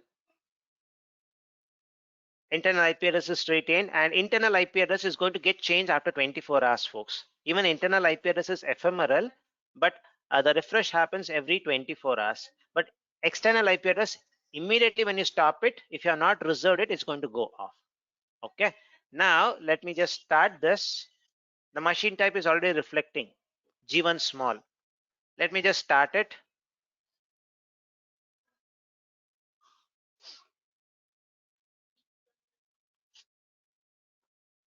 When I start it, what's going to happen is I'm going to be allocated with a new IP address.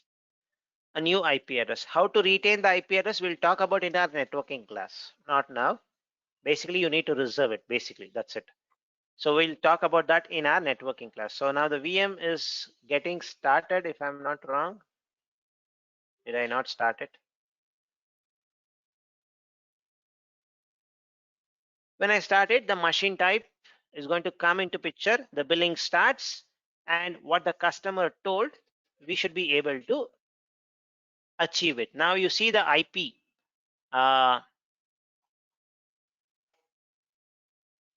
The IP address is going to be changed. You see the previous IP was 132, but the new external IP address is basically something which is 62. Let me just see whether it's really working. Click on this. It's working. Apache web server is working, but the IP is changed. Don't worry about the IP. We'll try to make it static at a later point of time. There's one question: when the VM in use, will its internal IP address change after 24 hours automatically? If it's in use, it's not going to get changed. I need to verify that, Anil B. So, but it is going to get refreshed is what I have seen in some documentation. You can reserve it if you want. IP address will change when we stop the VM, but if you don't stop the VM for days, the internal its IP will change. I heard that it is going to change. It's going to get refreshed, is what I have seen basically. If you want, you can reserve the internal IP address also. But per my understanding, even if the VM is running, the IP is going to get refreshed is what I understand. Let me get it clarified. Maybe tomorrow I'll update you, Anil. So I remember seeing a documentation on that. Whether it's going to change it or not, I'll get it verified tomorrow and share you that stuff. But if you want, you can reserve it. reservation is going to be free. So, and when it is internal IP, right, you will not use the internal IP address basically for any change. So you will always use the internal DNS name to call your thing. So you will not rely usually on internal IP address, but rather rely on an internal DNS. So that way, any change, you don't need to worry about it. Basically, if this IP is going to be called from something, you are going to be having a DNS name. Usually the format is going to be something like the host name dot c host name dot zone dot c dot internal, something of that sort. There's an internal DNS available, so it's going to, you have to use that one so that you don't have any constraints with the IP. More like how you have a DNS, external DNS like www.google.com, so you can do it. So the internal IP reservation is free, yes. External IP address, definitely you will have a charge there.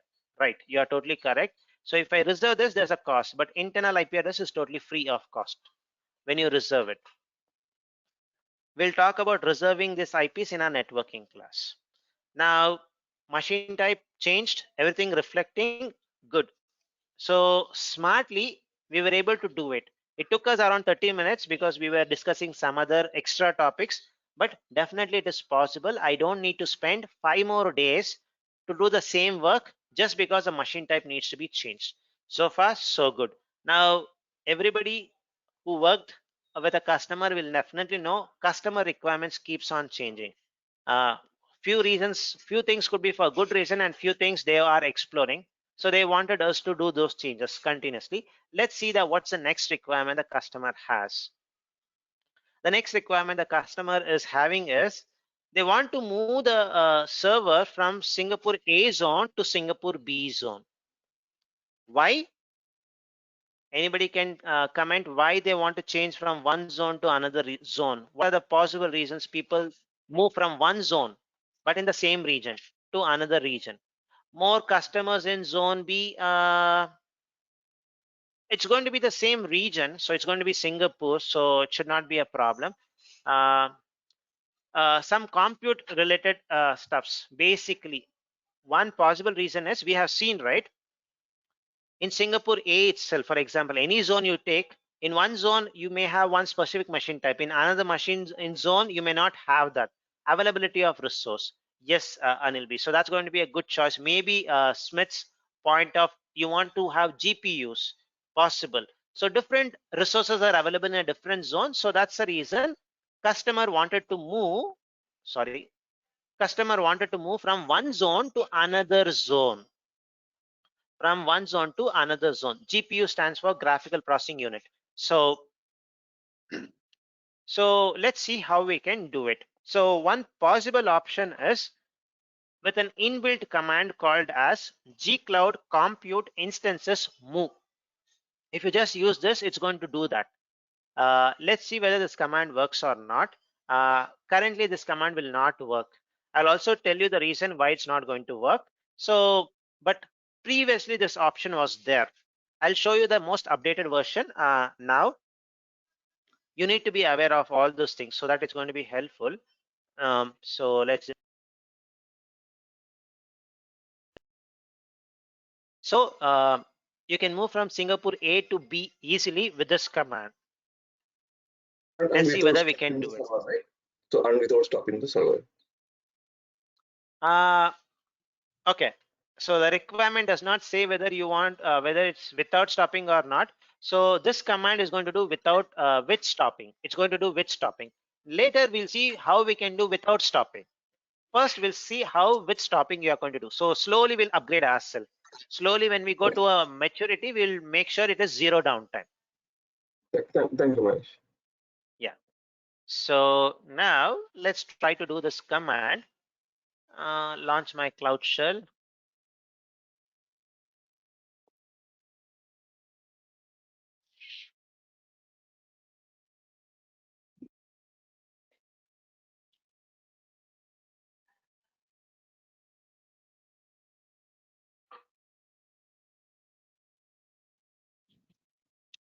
So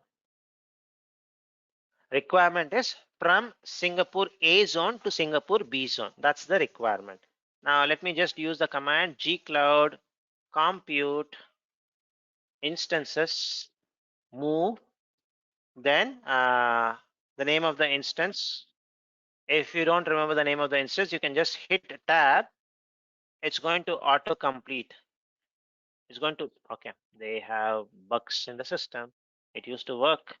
If it's not working, I'll put it usual. It used to show up. Let me just do Control C, folks. Let me type it batch 6 regular -web -server. This is the name of my this thing. What is the current zone it is in? It is currently in Singapore A zone. And what's my destination zone?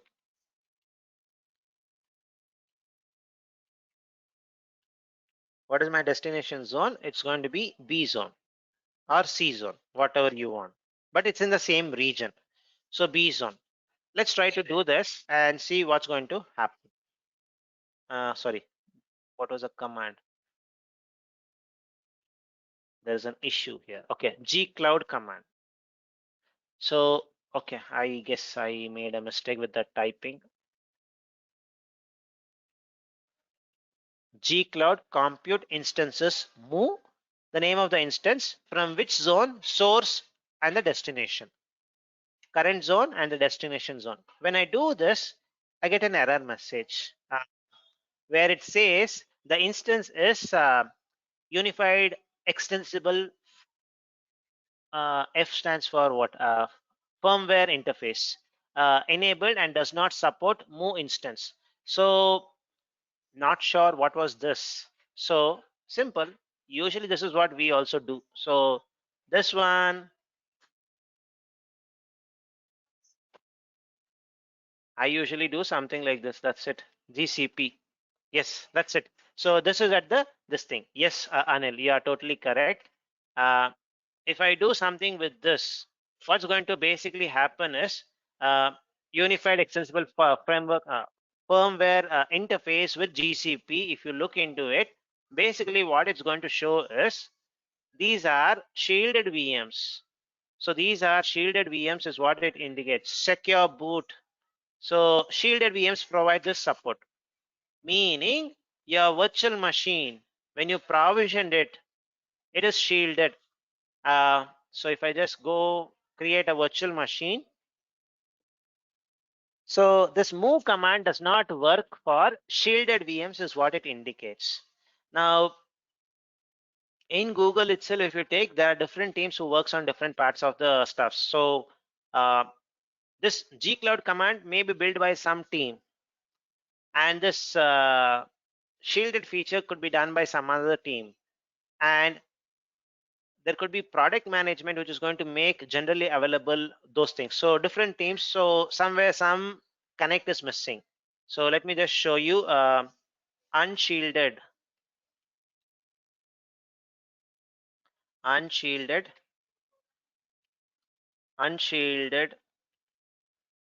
VM. There's a question, let me finish it and then answer it. So unshielded VM Singapore, I'll keep it in A, make it as F1 just to show you that part, whether this command really works or not. G1 F1 micro. Now, if you don't do anything by default, it's always Debian and it is always shielded. And that's the reason we are not able to move it. Now, what I can do is there are very limited unshielded VMs available currently. So one is Debian 9 or Fedora. In some Fedora options, you have few unshielded VMs. But if you look into Red Hat, all are shielded. If you look into Windows, all are shielded. Debian, Ubuntu, if you see, I guess most everything should be shielded. Now, what Google has done is from April 2020, they have made this as They have made this as what? Default. So VMs are going to get provisioned with shielded VMs as by default. So that's what they have done. So this is going to be turned on by default. So in April, when they made this, it's going to be basically now if you don't do anything, the default is going to be shielded VM by default. So if you are using shielded VM, you cannot use this command. Basically, that's an indication. Now to show you that command, at least I'm just going to use only for this demonstration Debian 9, an unshielded VM. Unshielded VM, that's the reason you don't see that shield. And when I see my security, it is going to show me that none of those security, secure boot, all those things are turned on. It's all disabled. So it is not unified extensible firmware interface enabled. Go ahead and create it. By the time that gets created, let me just look into the question. So is it because of the shielded VM? Yes, it's not allowed. That's because of that. Totally correct. But it's insecure. We need to use which one is insecure, Vijay? Unshielded one. Unshielded one is Maybe it's not secure. Yeah, that is that's not secure. That's true. So I just wanted to show that command But basically. Who knows? A command can come in the exam basically. Uh, we can revert back if you configure shield. We can revert back to shielded one. I think it's not. no, not Don't possible. think so. Not It's possible. possible. Not possible because then that the Yeah. boot, right? The boot disk. So maybe you have to. Okay, you can do a slightly different way. So like this, I'll show you. Maybe I'll show you that part. So this is unshielded, right? So now let me try to move this from Singapore A to B zone. Same command. Let's see how it's going to work. So clear the screen. I'll call this as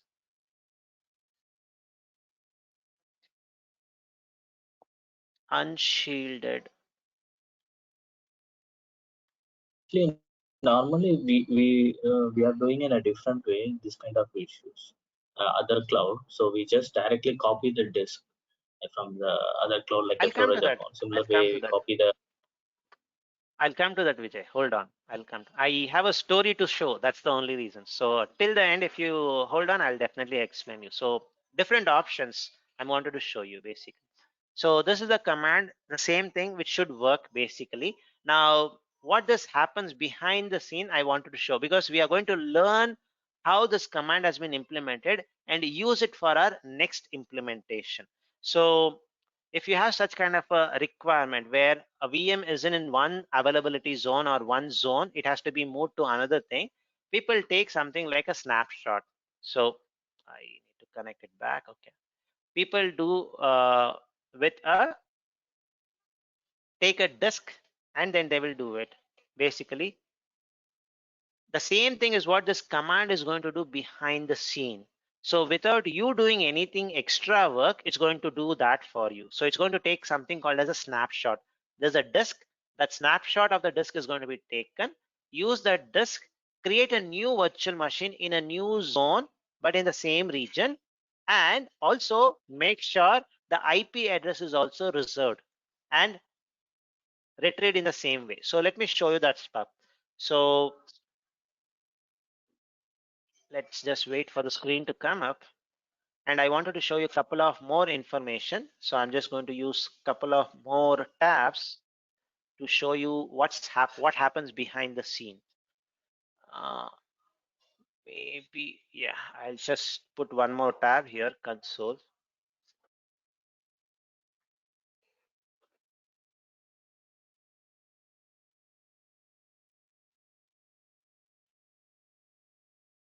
And we'll see these are going to lead us to a better solutions. But knowing these things will help you out how they have done this. Maybe in the future, maybe this is a bug. For shielded VM, this move command is not working. They may fix it. Who knows? But currently it is not going to work. And it's likely contradicting that everything is now shielded, but this move command does not work. And you may also think like this. So you don't need to do this move itself if you have captured as a cloud architect all the requirements thoroughly in the beginning itself. And these are all the things because maybe the cloud architect, as cloud architect has not done our job completely, or the asking all the detailed requirement, or the customer was very reluctant in, or it's keep on changing it. It could be two things. So the reasons why we are looking into it, by looking into this kind of ever-changing requirement, we are going to learn some more new features basically.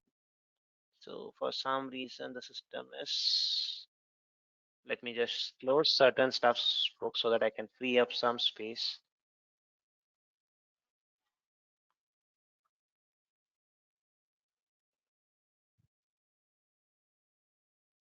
One minute. I guess my system is running. Let me just close certain stuffs.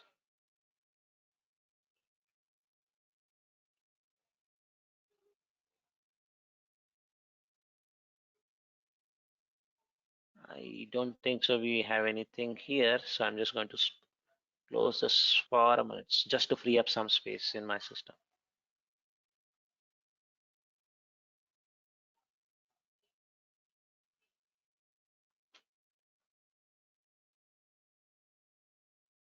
One minute.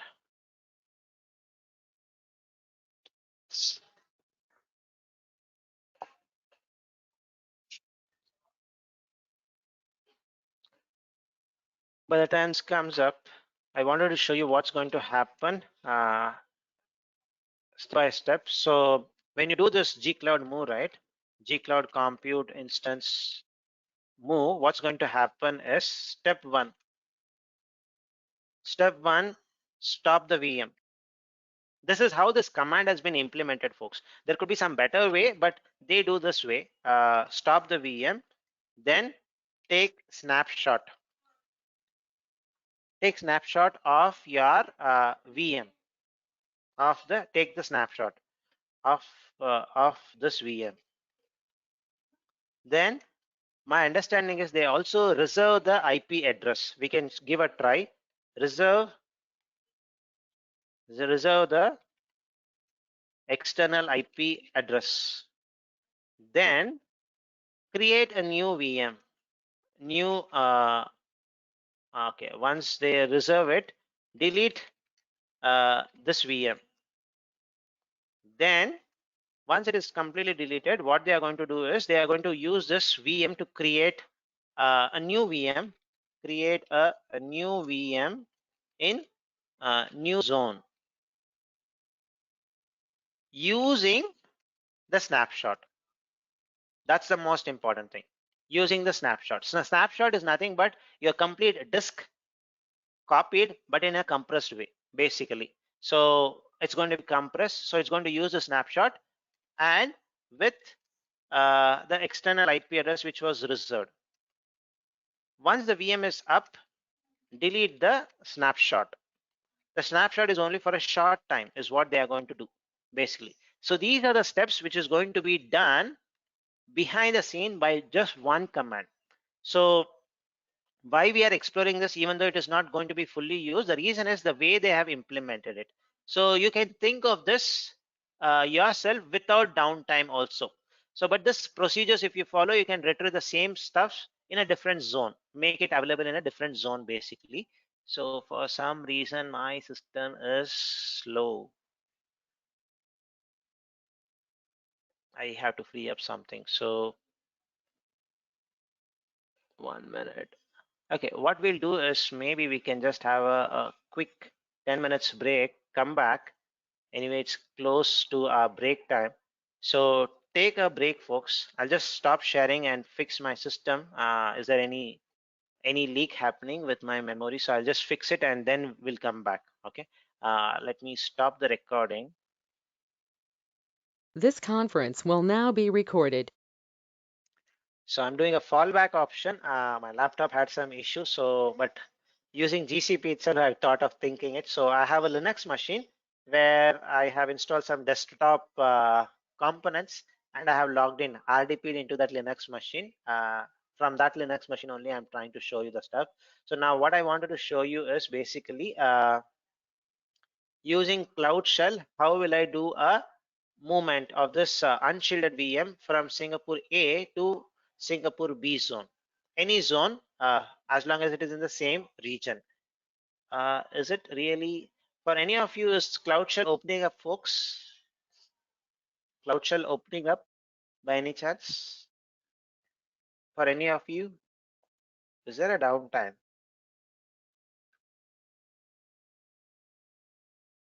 Let me see. There are some 10 disruptions happening currently. 10 disruptions are happening all of a sudden. Same issue, Mangesh. Yeah, people from other parts of the world can check it. That's going to be helpful. Some suddenly disruption started. Okay. Now you Cloud Shell not working at my end.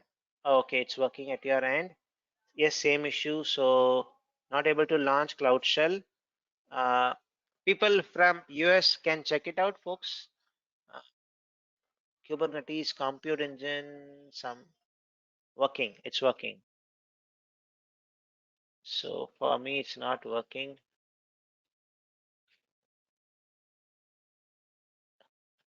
Let me launch. But there's some new disruptions happening. Let me see it one last time. Works for me. Okay, it's working now. Okay, let me just check it out, folks. If it does not work, I'll try to do with the command line. That's it. I have no problem. So I have plan C. I can do it from my local machine. That's not a problem.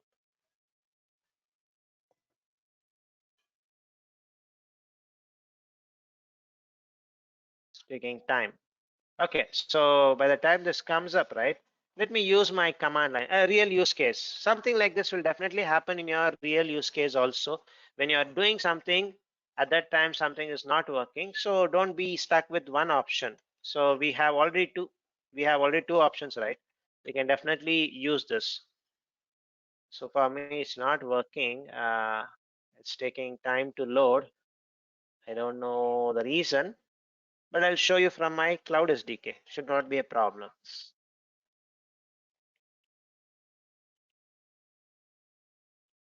So what I'll do is I'll show you. Okay, it's slow but working.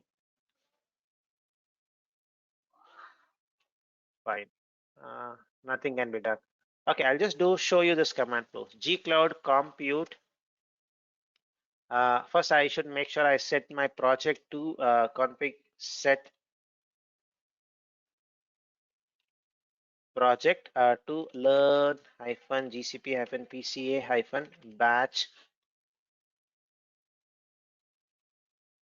hyphen 6. Let me set this.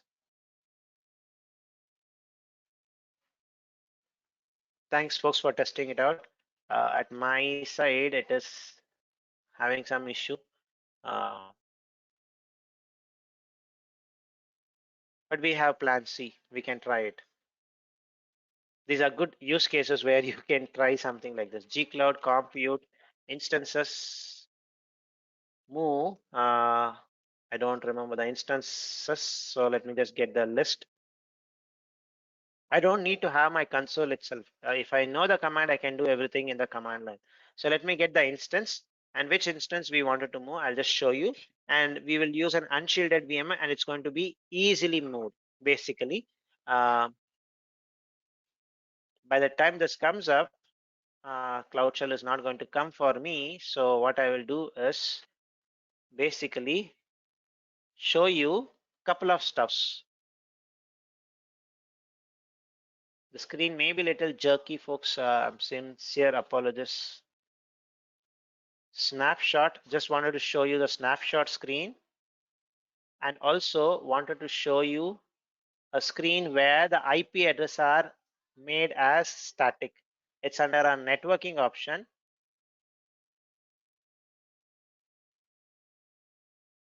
No, I'm just not showing the SDK. I'm just showing you the option, what is going to happen behind the scene once we do this process. Snapshots, currently you see it is empty. Currently it is empty.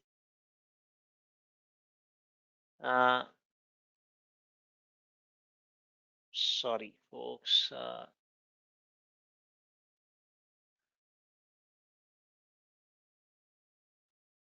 And when I come to VPC, let me just give you some context, folks. Just hold on for a minute, please. Okay. The unshielded VM, you see this is the IP address of the unshielded VM, which is ephemeral, which is going to change if you do it, if you stop the VM. That's one thing. And currently there's no snapshots. And we have these two VMs running.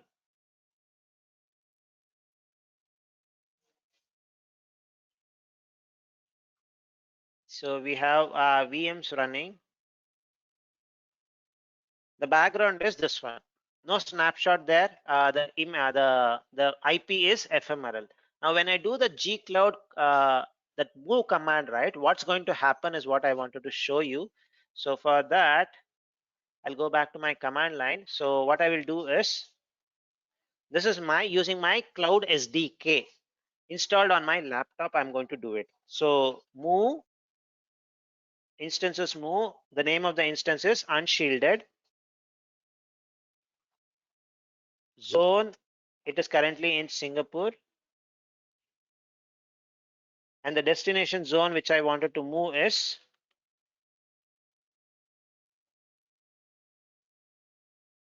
B. Okay, so this was a command which we tried for the other VM, but it was shielded VM. That's the reason it did not work. But this VM is an unshielded VM, so it should definitely work. So let me just show you the process, what's going to happen. So it's going, okay, syntax error, hyphen, 2 hyphens.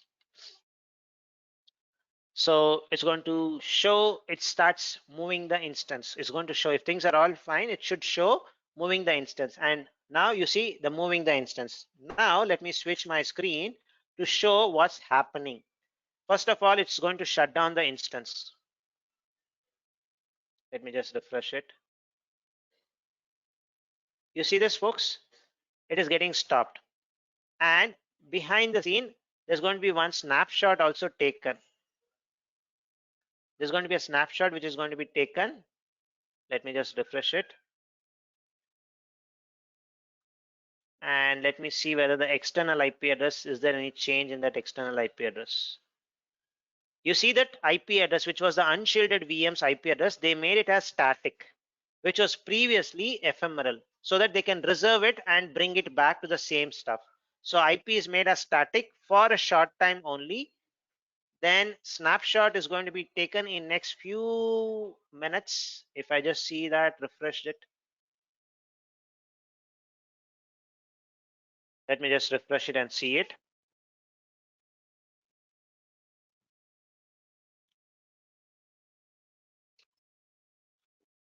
You see the snapshot, folks?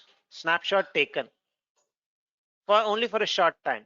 Now, if I go to my VM, the VM would have even been taken back. No more VMs. The VM is removed. Now, in next few minutes, it's going to create a new VM in a new zone, but with the same external IP address, with the same content which you had. So it's going to come up with the same stuff. Let me just wait. Let me just refresh it. But the biggest drawback is it's going to have a downtime.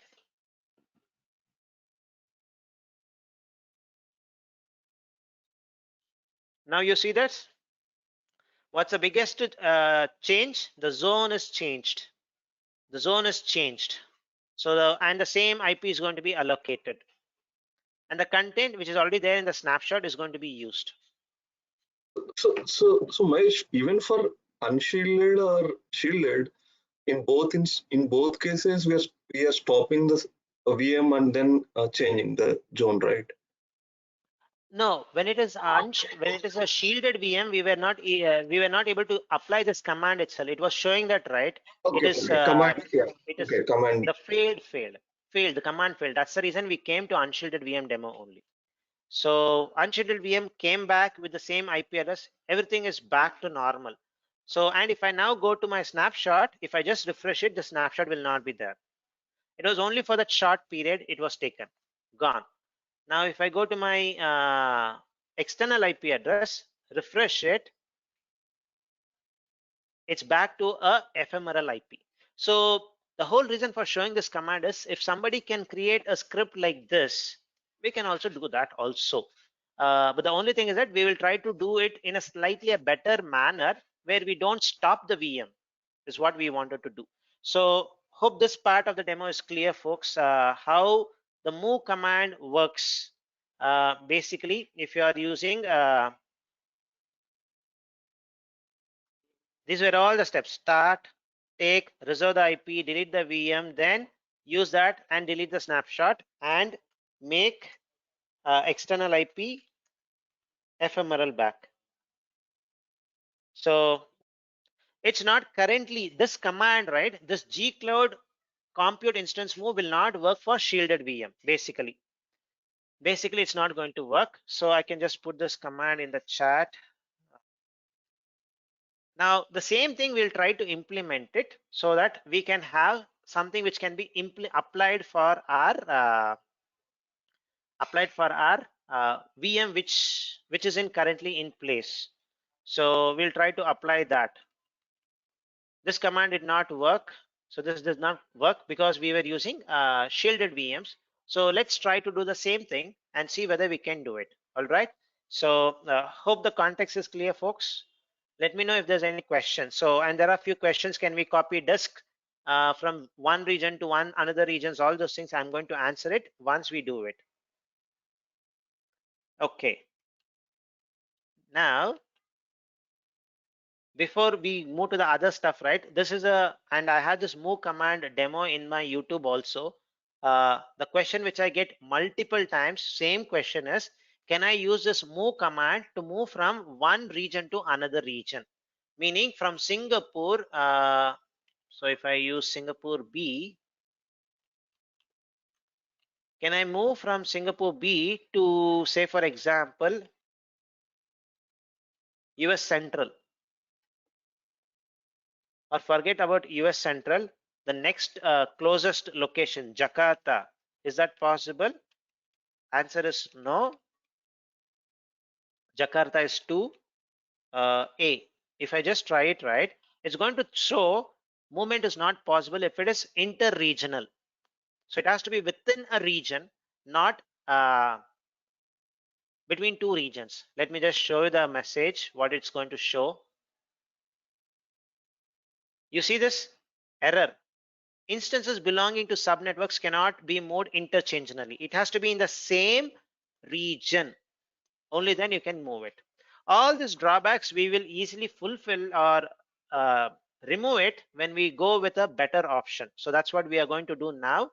So this did not work for us. Let's try to fix it ourselves. So what we are going to do is basically, so I'll go to my virtual machine. So this is not required anymore, folks. I'm just going to delete it. How can I stop this jumping? I had to exit my full screen. By mistake, I did full screen. I'm not able to set it back. What's the shortcut for exiting full screen, folks?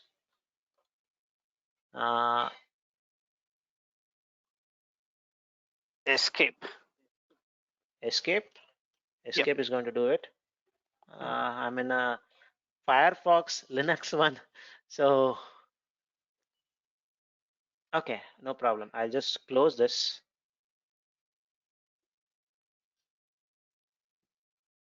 Sincere apologies. I did not know what happened. Okay, close all my tabs.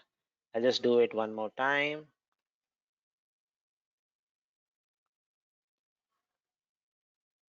I just log in back once more time. That full screen was really jerky. Console.cloud.google.com.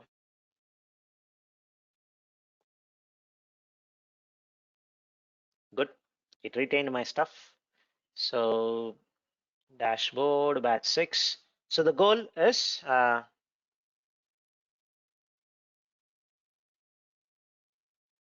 It's interesting to know that we can do. Now, this is a command which is there, a video in my channel also. I guess one of the highly viewed video, not on GCP, but on a Linux machine. How can you have turned on desktop experience?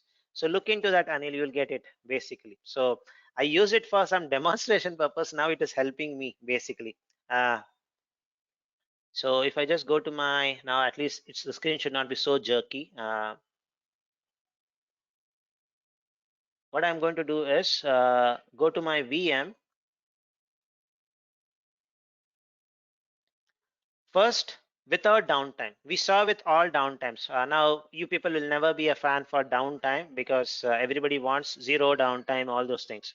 Let me see how we can achieve this with zero downtime, but only the IP address. If you want to retain the IP address, there's going to be a little jerk there, only that part. So let me show you that part with the help of something called as snapshot.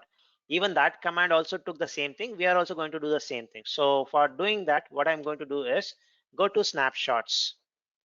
So take a snapshot of your disk. So this is something available in on-premise also if you have worked on VMware kind of stuffs. If you have not worked on it, it's something like, in very, very simple terms, you have a screen and you want, how do you do a print screen where all the stuffs in the screen is get preserved, right? It is the same thing which you're going to do even for a virtual machine, where what is the current state? You take that current state, compress it, and store it on Google Cloud Storage. That's what it's going to do. So let's try to take a snapshot. And this is heavily used for taking a backup of a virtual machine. So let me take it as snapshot SG, and the source of the snapshot is my virtual machine disk, and I want to keep my snapshot in a specific region only, Singapore only. That's where the virtual machine is there. If you want to use the snapshot in multiple, say for example, in multiple regions in a continent, you can go with multi-region. In our case, it is in Singapore, so I don't want to make it multi-region. It's going to incur cost, so I'm going to go with region. That's it. Go ahead and click on create. Simple. Take a snapshot. What is the current state? It's going to take it. Now want to see the command line equivalent of it? Just click on this. You should be able to see the command line equivalent. Gcloud compute disks snapshot. What is the snapshot? The snapshot name. Oh, sorry, not the snapshot name. What is the disk name? This is the disk name. The project. What is your snapshot name? Snapshot SG. Where is your location?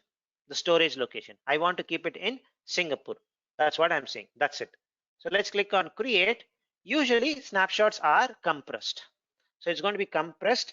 And we had seen in our previous demo with the boot disk with Apache Web Server, it was around 1.4 GB was the used one. With compression turned on, all those things, it's going to come around 400 or 600, 400 to 600 MB, the snapshot size. So still the VM is running, folks. Still the VM is running. And let me show you how we can use snapshot to move to a different zone in the same region. So it's going to take a couple of minutes for, yes. So this is your snapshot size. Okay. And the source was this one. Now what I will do is go to my virtual machine screen. For a minute only, I'm going to remove this external IP address. So I'm going to make this as reserved and release this from this virtual machine and add it to a new virtual machine. So couple of steps, like how that script was doing, we are doing it ourselves. So what I will do is basically go to my networking, slightly a jump to networking.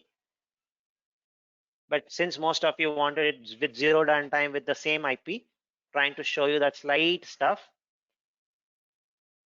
Any external IP address which you do is going to be having a entry here, and it shows it is currently used by batch 6 regular web server. It is ephemeral, meaning it's short-lived. Let me make it as static. It is so simple. Just click on that. It's going to come up. Static SG B is what I'm going to make it as. Reserved. Still the VM is running, folks. Still the VM is running. you should be able to still access the IP address. You should be able to do it. So if I just do this, put it in your this thing, it should be still accessible, no downtime. Now what I'm going to do is edit this virtual machine, and what I'm showing you, all those things can be done via command line also.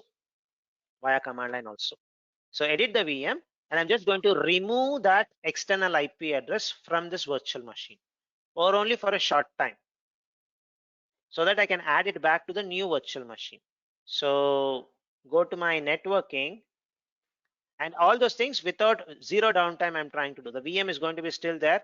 Only that short time where the IP address is going to be changed, there it's going to be unreachable. Now external IP address, ephemeral. Now let me make it as none, so that nothing is going to be attached. Done. Save it.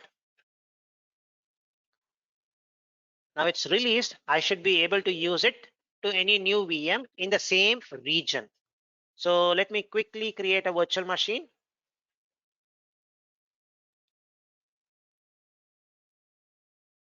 Create a new VM. So something like server in SGB. Okay, there's a white space.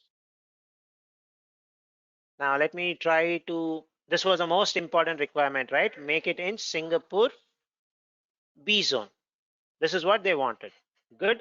And let's go with the same machine type, G1 small. And this is the most important step in this demonstration, folks.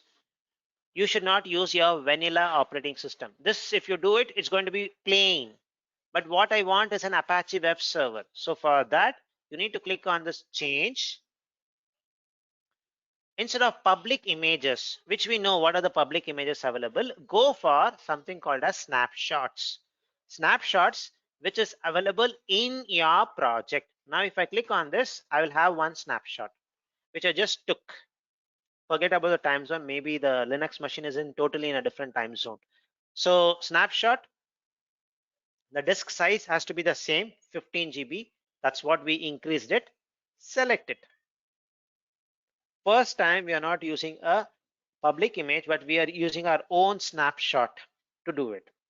And because it's going to have Apache web server, I'm going to have my firewall rule turned on. That's it. The only difference which you need to do is, okay, one more thing.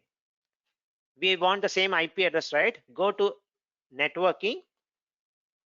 Make sure you assign the same IP. How do I do it? Just click on this thing, networking. Under external IP address, it's always going to be ephemeral. But since you have already reserved one, that reserved one is going to show you that. Select it. That's it. Now, what and all we did, we used snapshot and we used a reserved IP, the static IP. And by that way, we should be able to get the same stuff running in a different zone, basically. So click on done, and I can click on create. But before I click on create, I wanted to show you something here. The command line equivalent of it. So the command line equivalent of it, let me just zoom this. There are two commands, folks. There are two commands. So let me know what is the first command trying to do. We'll come to that, Vijay. I'll show you that. The only thing is that you are a little speedy. That's the problem. So hold on, I'll help you with all the questions. So you are jumping the guns. That's the only thing. So all possible, I'll show you. So I cannot jump directly to that. So I have to have the story there. It is possible. So what's the first command, folks, here trying to do? Now you should have an idea. What is this command trying to do? What's the first command trying to do? What's the second command trying to do? Second command, I will take the easiest one. Second command is creating a virtual machine. Simple. What is the first command trying to do, folks? Why it needs to create a, okay, I'll hold on. Smith got it. Others, what is the first command trying? You should have an idea by now. By just looking at the command itself, we should be able to tell it. Smith got it. Anybody else wants to try it? What is that first command? Anil, partially correct. Creating a disk, all those things. Good. So most of you were able to get it because it's G Cloud compute disks create. It is creating a disk from where? From a snapshot. The source is a snapshot. And it's creating a disk in Singapore B. Now, how this disk has been referenced or referred by the virtual machine is by this line.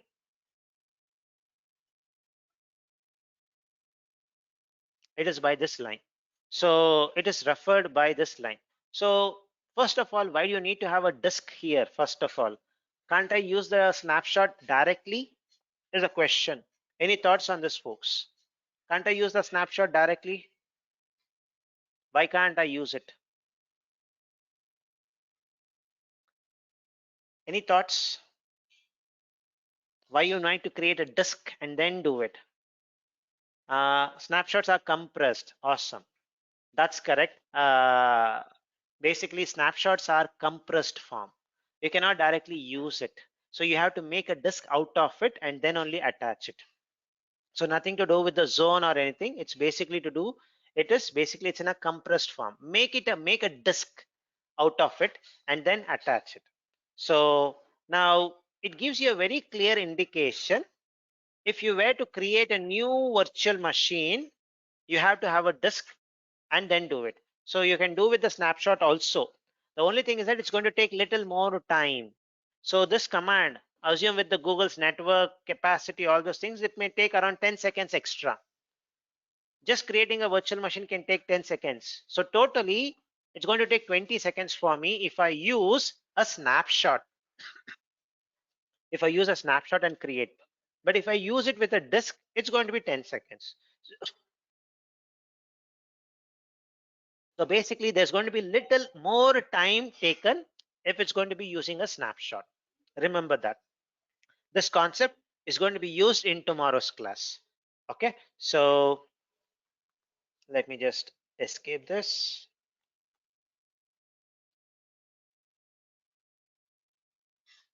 So let me just create this virtual machine.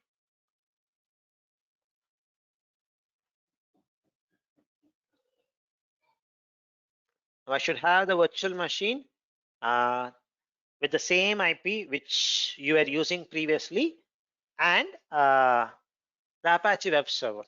The software which took us 5 days to install should be there. So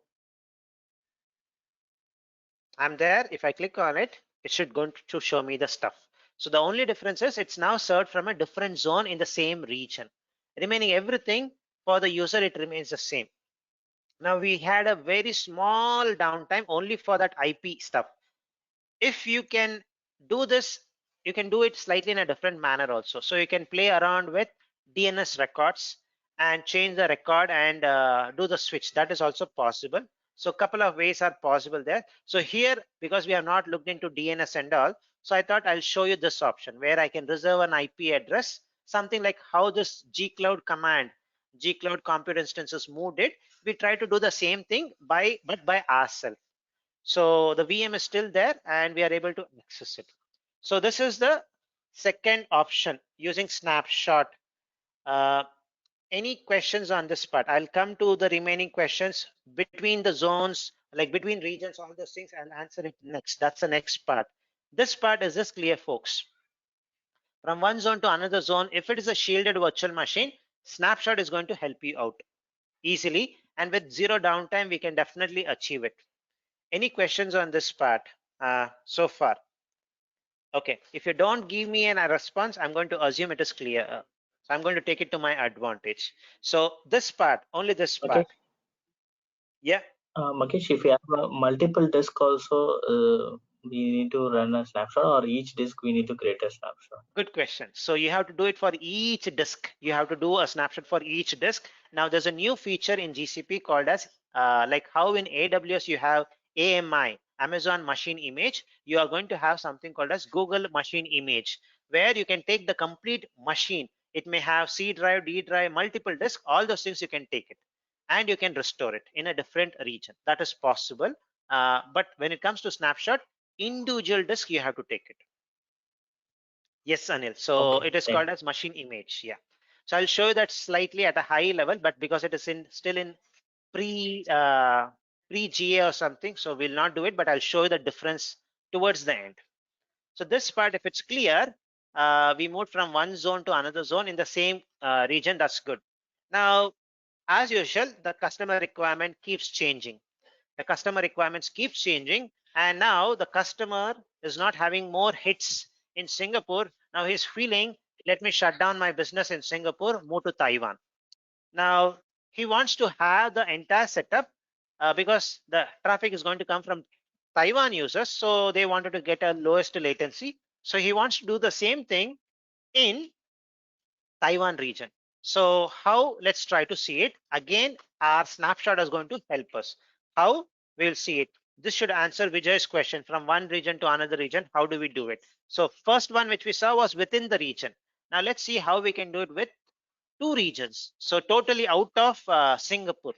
Let's try to do it. Snapshot is the option again. So if I just go to my Firefox browser, so what I will do is when they move to Singapore, from Singapore to they want to move to Taiwan, again we'll try to do it with zero downtime. But one important thing to note here is you cannot retain the IP. The retaining the IP is not possible. Why? I'll tell you now. Look at this IP, folks. Look at this IP. Look at the region. The IP address is a regional resource. So you cannot change it from one region to another region. So it's a pool of IPs which Google has got, IPv4. So you cannot use the same IP in a different region. So meaning in Taiwan, when you create it, you have to provision with the new IP address. Remember it. Even if you release this, nothing is using, even if you release it, you cannot use it in Taiwan. It is regional. So in Taiwan, it has to be a new IP address. So then you have to have a DNS record. Say, for example, if you had a DNS record like www.myapp.com, which was pointing to this IP, now you have to go to your DNS records and change it to a new IP, which is the Taiwan's external IP address. That's what you are going to do. Okay. So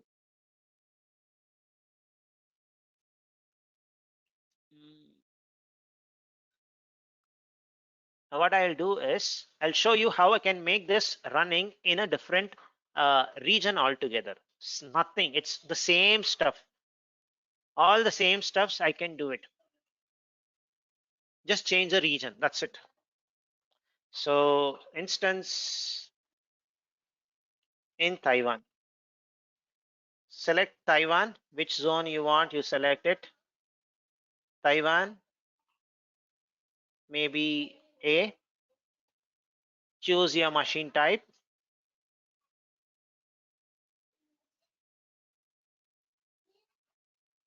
Now it's the same step, folks. It's the same step where you're going to do, instead of public images, go refer your snapshot. It's going to be available, and it's available across this project. You can have this in any region. The snapshot is taken. You can create it in any region. It's not only the neighboring countries. You can go totally opposite, meaning from the snapshot is taken in Singapore, you want to create it in US Central, it is possible. You want to do it in US Central, even there it is possible. I can have the same snapshot. Snapshots are available across this in the same project across multiple regions. It is available basically. So if you want in Central, I can create it in Central. So let me go and create it in Central itself with external IP address and with HTTP firewall rule turned on. Now if I click on the command line, the same two commands are going to be there because a new disk needs to be attached, created from the snapshot.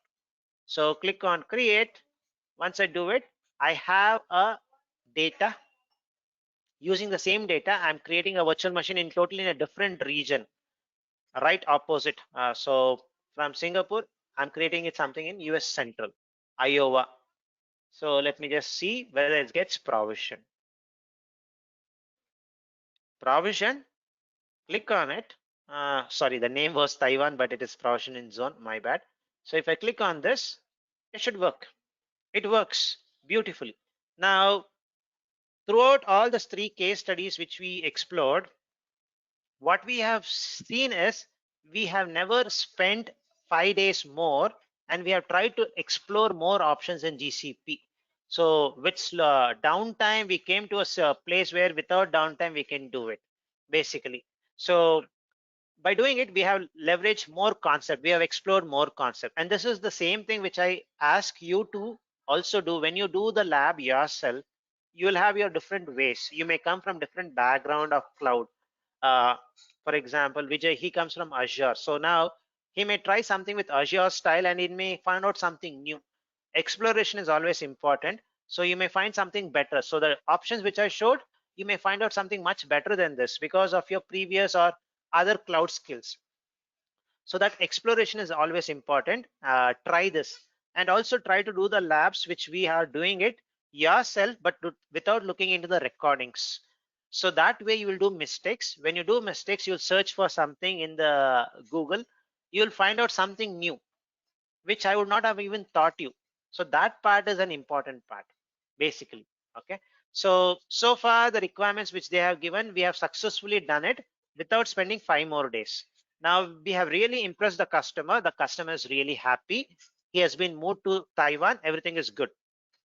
Now he says, can you move this to a production project? All these things which we did are assume our batch 6 is a dev environment. In GCP, every environment maps to one project. In on-premise, if you have one project, it is one environment. It is going to be one Google Cloud project. So now the batch 6 which we have, assume it is a dev project. We showed everything. Their customer is really happy. Now the customer is asking, can you please move this Taiwan, the VM which is in Taiwan B or A, whatever the zone, in a production project is what they are asking. Let's go and explore whether we can do it. So to do that, what I'm going to do is I'm going to have another project, folks. So for now, let me just remove these machines. I may fall short of budget. I'm just going to delete it.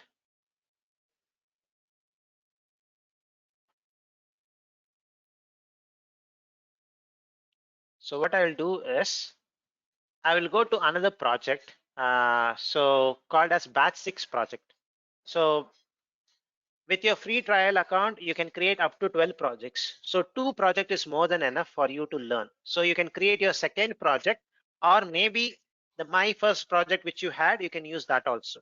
That is also possible. So let me switch my project. So to batch 6 production project. This is totally a new project, folks. So here, what I will do is I'll go and create a virtual machine. Simple.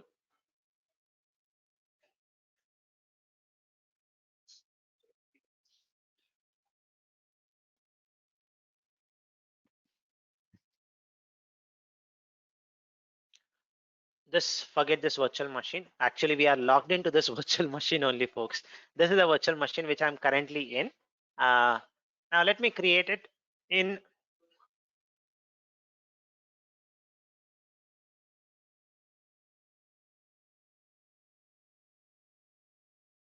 What we'll do is we'll create a virtual machine. Same style. Let's see whether our snapshot are going to help us.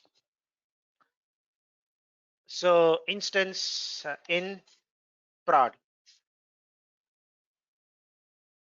Instance in prod. We went to from Taiwan. We were doing it in US Central. Let's go with US Central only, but in a different project. So because it's production, right? Maybe instead of G1 small, let's go with standard, slightly more powerful virtual machine. Then go to your boot disk. This is the change which we are usually used to do, right? Click on change, click on snapshot. And what you see is you don't even see snapshots. Why? Any reason, folks? Why you don't see snapshot? We are in a different project. What could be the possible reason which you can think of? Bug, screen not refreshed, or because it is in a different project, the scope of a snapshot is only a project. Three possible options. So the third option is the right answer. Actually, snapshots are limited to projects only. So that's correct, because it's a different project. The scope of a snapshot is only within a project. I cannot see that. Now, definitely our snapshots are not going to help us in this case. So this is where the concept of creating a new VM, identical VM in a new environment comes into picture. Folks who have done this in the past usually will create a complete disk copy. They'll take a complete disk copy and create it in a new environment. Now, snapshot are not going to help us, is what is very clearly understood from the screen itself. Custom image is something which can help. The reason is, in custom images, you have the option of a drop down where you can switch between multiple projects as long as you have access to. So custom images, which is nothing but a complete disk copy, has the scope of spanning across multiple GCP projects. As long as you have a scope, you have access, you should be able to get it. When you say access, the IAM access, Kumar, the IAM access. So if you should have a specific access, only then the role called as compute image user role, if you have it, Okay. you should be able to access it. Yeah, I mean, I meant to ask that one. What exactly the role actually? Yeah. Okay, got it. Compute image user role. We will use that in the next demo. So I'll show that also. All the things are covered, so don't worry. So you need to have a specific IAM role. I'll show you how to do it. Now, since it is the same user, learn.gcp 2022-2028 user, who is an owner for production project also, and also for batch 6 project also. I don't need to give him any explicit access. He's an owner. Let me just show you. He's an owner for this entire account. So if I just go to IAM,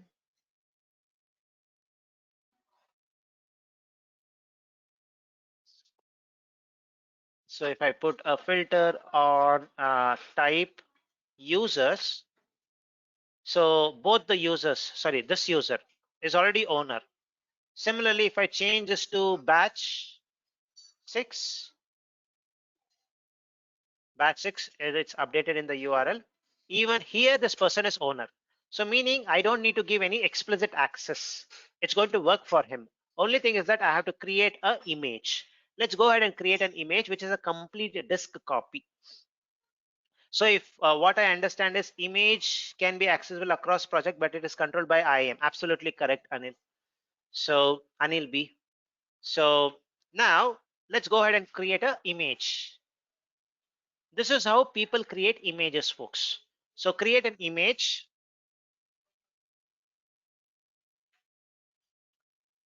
I think you need to change the project. No, I'm in batch 6. From batch 6 only I have to create it. Create an image. Then that image would be available in other projects. Wherever you are owner or you have the necessary access, you should be able to access it. So the place where your disk is there, create an image from there, basically. So create an image. Let me call this as image prod. Now click on disk. There are various options where you can create your image from a disk, from a snapshot, from another image, from a file which is in Google Cloud Storage or a virtual disk. So different options are there. Let me explore the first option, from a disk. If I select instance in Taiwan, that instance, if I select it, if I'm trying to create an image out of that, it's going to throw me a warning message.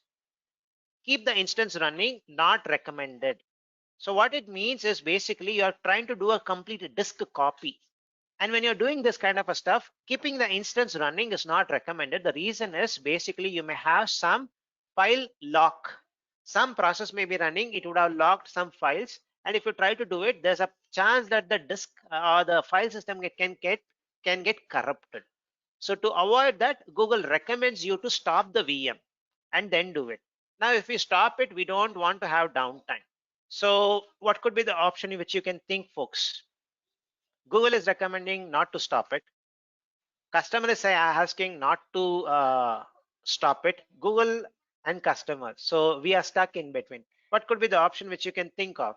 If I use disk, definitely I have to stop it so that I don't have any issue with my file system. What could be the option which you can think? Let me show you There the are other answer. option called Yes. image. So use your other options. Yes. So use your other options. Snapshot. Why don't you use your snapshot, folks? That's it. Use a snapshot. From your snapshot, create an image. That's it. So this way you will not have any downtime. Snapshot. And I'll create my image in Singapore itself, or where you want to create it. You want to create it in US Central, right? Let me create it in US Central. That's it. So image snapshot. Go ahead and click on create. Before doing it, as usual, let's look into the command line equivalent. G-Cloud compute images create. Images create with the source as your snapshot. And the location is US Central.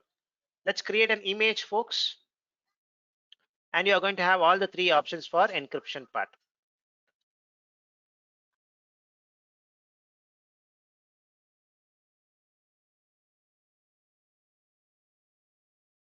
Oh, this is a known issue, folks. If I click on create, it's not going to work.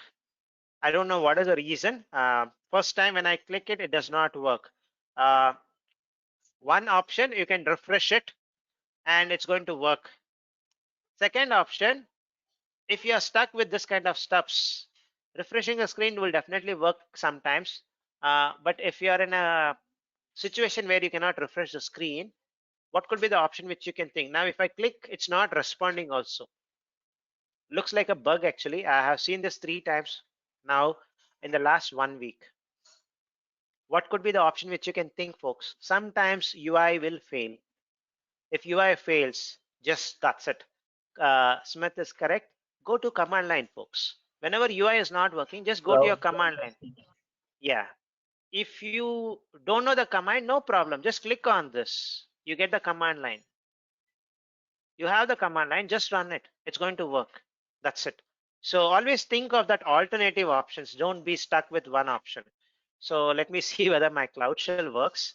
If it does not work, my plan C is there, which is my local Cloud SDK. I can run it there also. And this is a bug which shows I'm using Cloud Shell for a long time, but it is showing the Cloud Shell is not used for a long time. It looks like it is. That's what it shows. If it's taking time, Magesh, what one I'll do question. is, yeah. If API, Go ahead, go ahead. have a issue, if API have a Then issue, nothing. Cloud Shell also Uh, having the same issue, right? Then code SDK correct, only it correct. will work, right? No. If API itself, REST API itself is having issue, you cannot do anything. You have to wait. You have to wait because your console, your Cloud SDK, everything relies on APIs. So if that itself is having issue, you cannot do anything. You have to wait till Google resolves it. Okay. Sometimes the Cloud Shell portal have issue, Cloud Shell also having the issue, right? Then Cloud SDK only work, right? Correct. That is my plan C. That's my plan C. Okay. And that's the reason on that day, the first day I told, when you join the organization and you're going to do something, the first activity is install Cloud SDK on your laptop. And it could be a super strict organization. You can still install it. The reason is this is a verified software from Google. So they will not say it is an unverified software. That's one thing. The second thing is you don't need an administrative rights. You can just download it and install it. So I have installed it in even in an organization which was very strict. I don't need to raise an IT ticket. If you think it's going to be issue, raise an IT ticket, let them install it for you. No problem. So let's wait for this image to be created, folks. Once this image is created, we'll see whether we can access it from our production project. Maybe you want to see the status, you can just go to your, okay, shell is not working for me. I have to look into it. So if I just go back,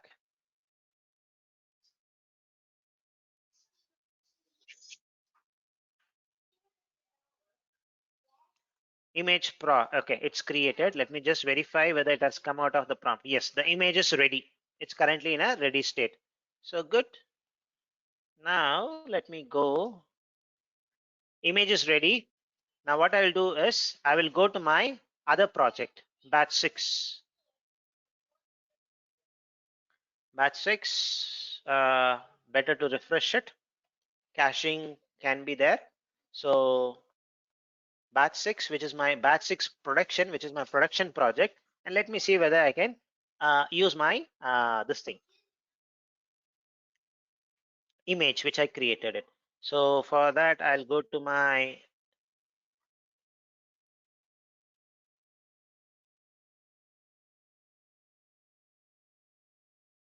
go to my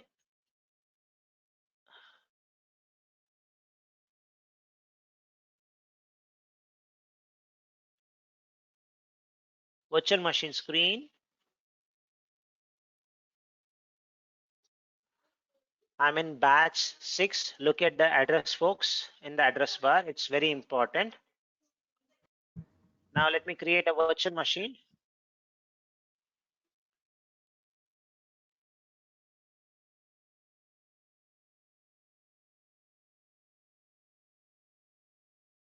So I'm going to call this as instance prod.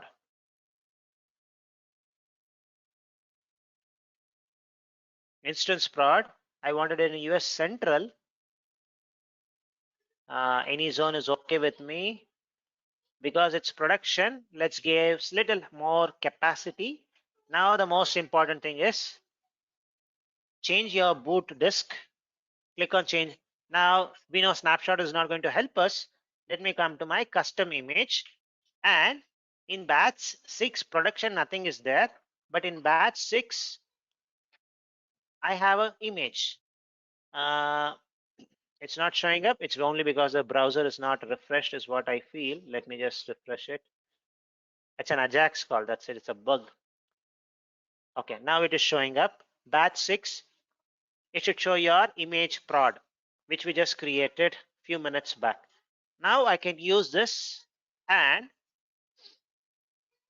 create it. It's a image which is in a deployable state. Simple. So complete disk backup or disk copies has happened, and I can easily use and create my virtual machine. So let me turn on the external the firewall rule, and I want an external IP address. All those things. The key part was only the image. Image came to our rescue. Good. Now, before I click on create, if I click on command line, how many commands do you expect, folks, for this to happen?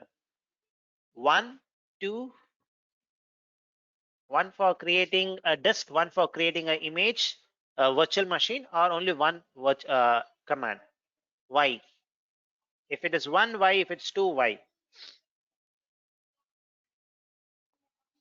Any reasons, folks? Let's just look into it. Because the image is already in a ready state. It's in a ready state. Yes. It's already in an image form. I can just use it. Where is that line? If you want to see, it is basically this one. Now, this is a very clear indication when you're creating a brand new image, virtual machine, always create it from an image. It's going to be faster. One command is going to work faster. So it's only one command. So when we do tomorrow auto scaling features, right, we will focus on this part again. Okay. So, and that's why in that auto scaling demo tomorrow, when we do, we only see custom images. We'll never leverage snapshots there. So all good. Let's click on create.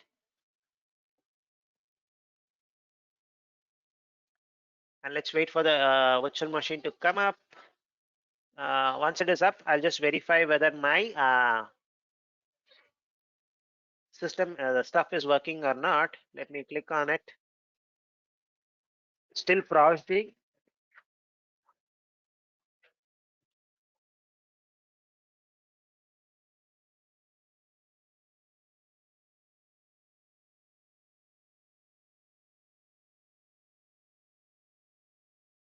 So let me just wait.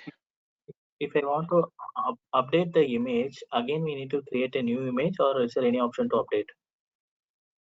Update an image, I did not get it. What is that? The content? Yeah, You wanted to update the yeah. application? You want to No, update the application?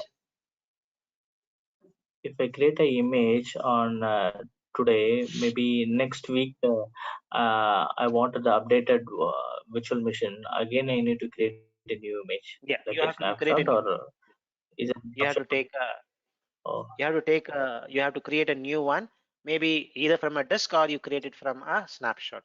But you have to create it. It's not going to get updated automatically. if I have a requirement like keep updated image or keep updated disk, is there any option? Is there? Ish? You have to make sure that you have a routine schedule script where we keep on updating this image. Now, if you go here, right, these images, if you click on it, these are all the public images which Google keeps on updating it regularly behind the scene. So they keep up-to-date images. So you have to keep something like that. So the last time this image was updated was on February. So if I just search for Debian, No, I'm not talking this one. this is Ish, this is actually, also image only. This is also image only. virtual They machine. I'm provide you. talking about virtual machine. Yeah, example, Okay. I have a virtual machine. I Mhm. have a virtual machine. So my requirement is like if it suddenly the virtual machine crashes anytime, I want to restore with the updated virtual machine, like kind of a DR. Mhm. So for You, that, we so the virtual machine crash and you want to restore it with a existing image is what is your question? Or with a yeah new updated image? image. Yeah, updated Updated. image. I can assume you have the image already or image is already existing. Can I assume it? Yeah, anything. So I wanted to know the virtual machine. No, the data should be in updated one. Like So I actually the RP so also will be. so can I answer, Mahesh? I believe he is asking for two things. One, boot disk image he will be there, and he's looking for data disk image part. Uh-huh. Virtual So machine, complete virtual machine. So you must be having your boot image already. So when you are creating another VM, right? So you will be using your existing boot VM because there won't be any change. You need, and for any more changes, I believe it will be in the data disk. So when you are creating your VM, reuse the boot disk and take and in your previous VM, you should have your disk keep disk option so that it should not get deleted whenever your VM got crashed or your any harm to your previous VM, and you should be able to reuse the data disk in that case. So just to add on, thanks on this. Okay, just to Okay, let me we'll add on to discuss this. So what you do is do this way. So if it's only for your thing for crash, right?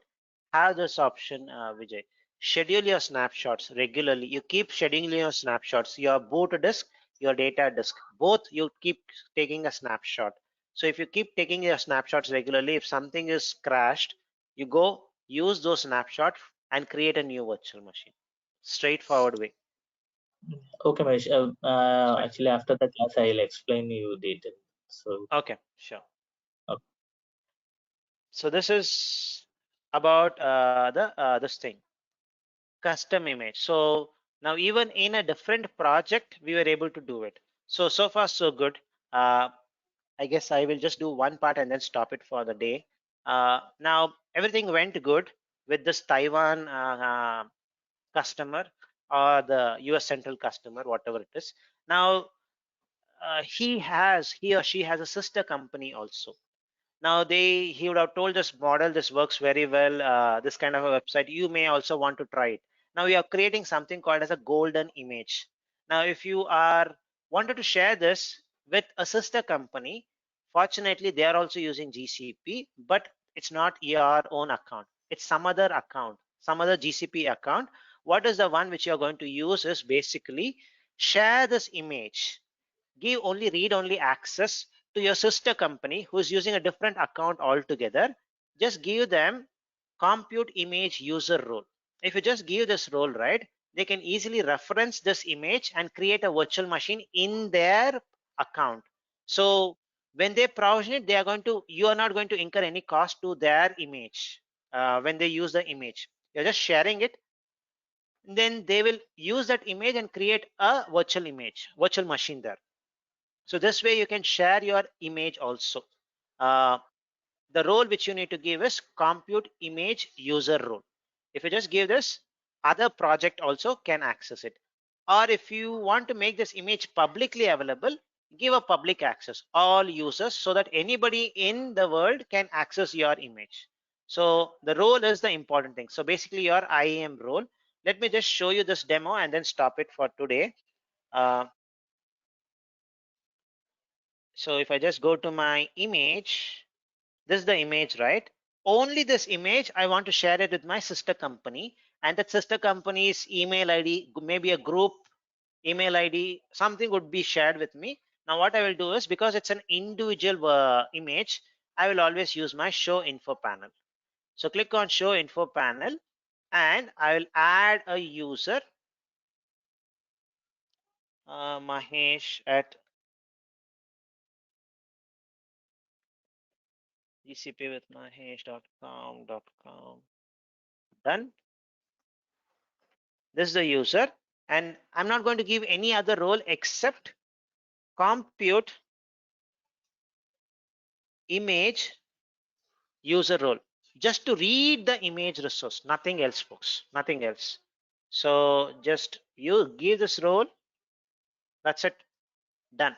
Now when this user logs in into any of the project, he just needs to mention couple of lines.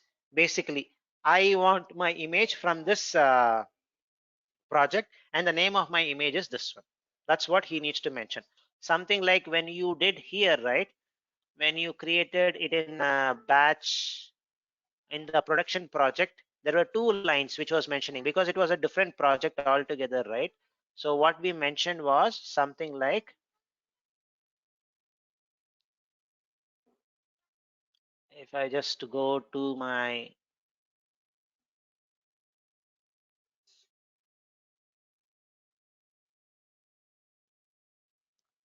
how did you do that, was change the disk,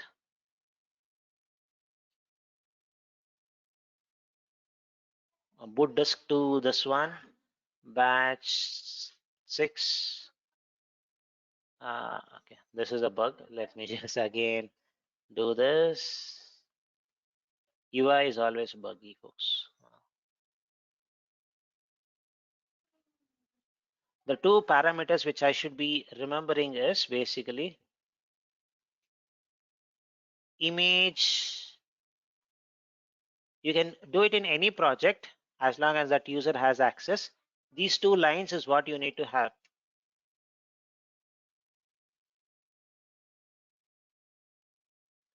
Image project. What is a project from we are taking, and what is your image name? So just mention these two lines whenever you create it. What is your image name? You have to share this with your sister company. What's your image name and the project name? Then you should be able to create it in your project. Let me just show you that. And this user, Mahesh user, may not even have access to this project, but only have access to this image, that to read only access. Let me just show you how to do that. I can use my, hope I can use my Edge browser. Let me just use my Edge browser. Hope at least Cloud Shell launches there. I'll just do this and stop it for today.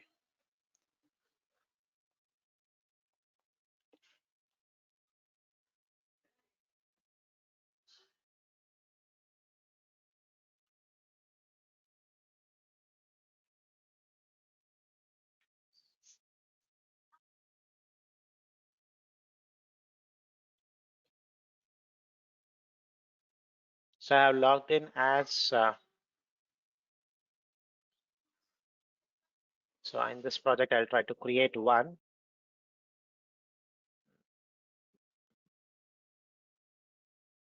This is a user. to whom we gave compute image user role. So let me just show you what's going to happen. So with this user, and I'll like to show you the stuff both in UI and in command line, and we'll see in UI it does not work because of a bug, but in the command line it works. If you want to give raise a bug, if they can fix it, good, but we have a command line equivalent of it. So what I'll do is I'll go to my virtual machine screen.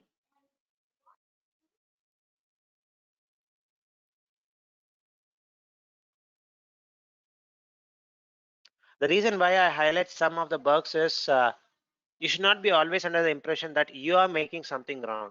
It could be the other side also. There could be something bug, and keep this in mind. Actually, I had a learner like this. So he was trying. He had found out something interesting, which was bug, but he was feeling that it was wrong at his side. Maybe something he had done wrong, and that's the reason it's not working. So when he called me, I told it's a bug after looking into it. So I don't know whether he raised it or not, but don't always be under that impression. It could be Google also has bugs. So and there's no software in the world which is bug free. So that's the reality. If it was not having bugs, everybody would be using that only, basically. And if it's not having bugs also, there's no job for software developers. So, okay, Cloud Shell launched for me. Okay, so maybe something with my account problem, no problem issues. So this is the one, learn GCP, this project, and that image has nowhere any connect. So if I just go to my, just leave everything, go to my disk and click on custom image, the expectation is basically it should have shown that in the drop down. It should have shown it in the drop down. It does not show it. Basically, if I had given it at a specific object level, it's not going to show me that project batch 6 is not showing. If it cannot show in the UI, I cannot have any other option to enter it. So that's the reason I call this as a bug. Now, how do I fix this? Is with the help of uh, command line. So with the help of command line, I'm going to do it. So I just need to know what is the network I should do it. I don't remember the network, folks. So I'm just going to do it in Singapore. So is there a network? I'll just look into it.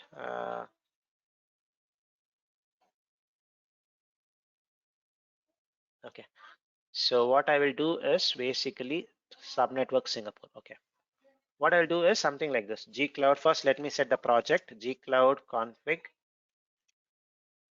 Set project. Learn GCP. Let me just finish this. Sure. Thank you. Set the project. Now, whatever I do, it's going to be in Learn GCP Mahesh project. Afterwards, what I will do is gcloud compute instances, create VM1. The zone is Singapore.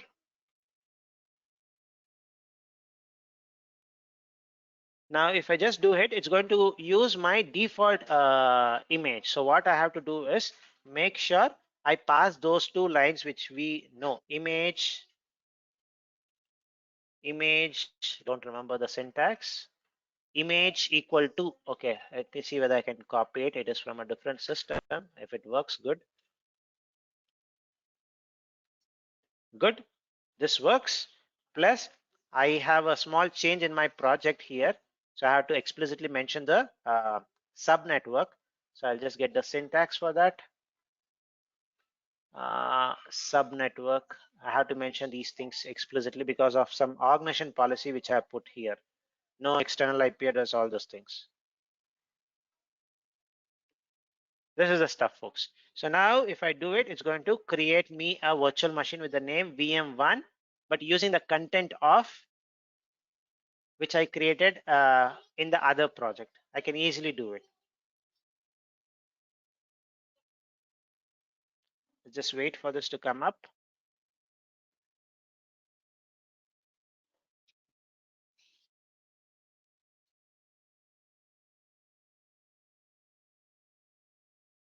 The reason it takes longer time is only just because it pulls the stuff. I have my VM. I have my VM. Now, just because I shared it, only maybe the egress cost is going to be involved for me. Remaining everything is going to be borne by this new user who created the virtual machine. He has that, and when he goes and looks into the details, right, there's nowhere any trace that you are using that image which your sister company shared it. You'll never have a trace of that, basically. So if I just go, it's going to just show it is having one disk. That's it, and in which Apache web server is running. That's it. So if I just go look into my disk,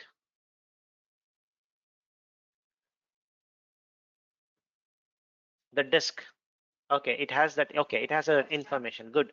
Let me just click on it just to see whether I can get the details. Hope I can see it. I get the details. Good. I never explored that, so I at least get to know from which project I got it. Okay, I see. This is this image. It is here. Batch 6. Good. So even though I don't have access, it shows me that. Now here it is showing, but can I create an instance from here? Let me just give a try.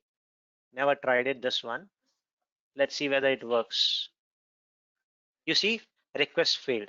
This is a UI bug. So in the UI with the image, you cannot create it. You have to do it in the command line. So these are some scenarios why I usually emphasize on command line.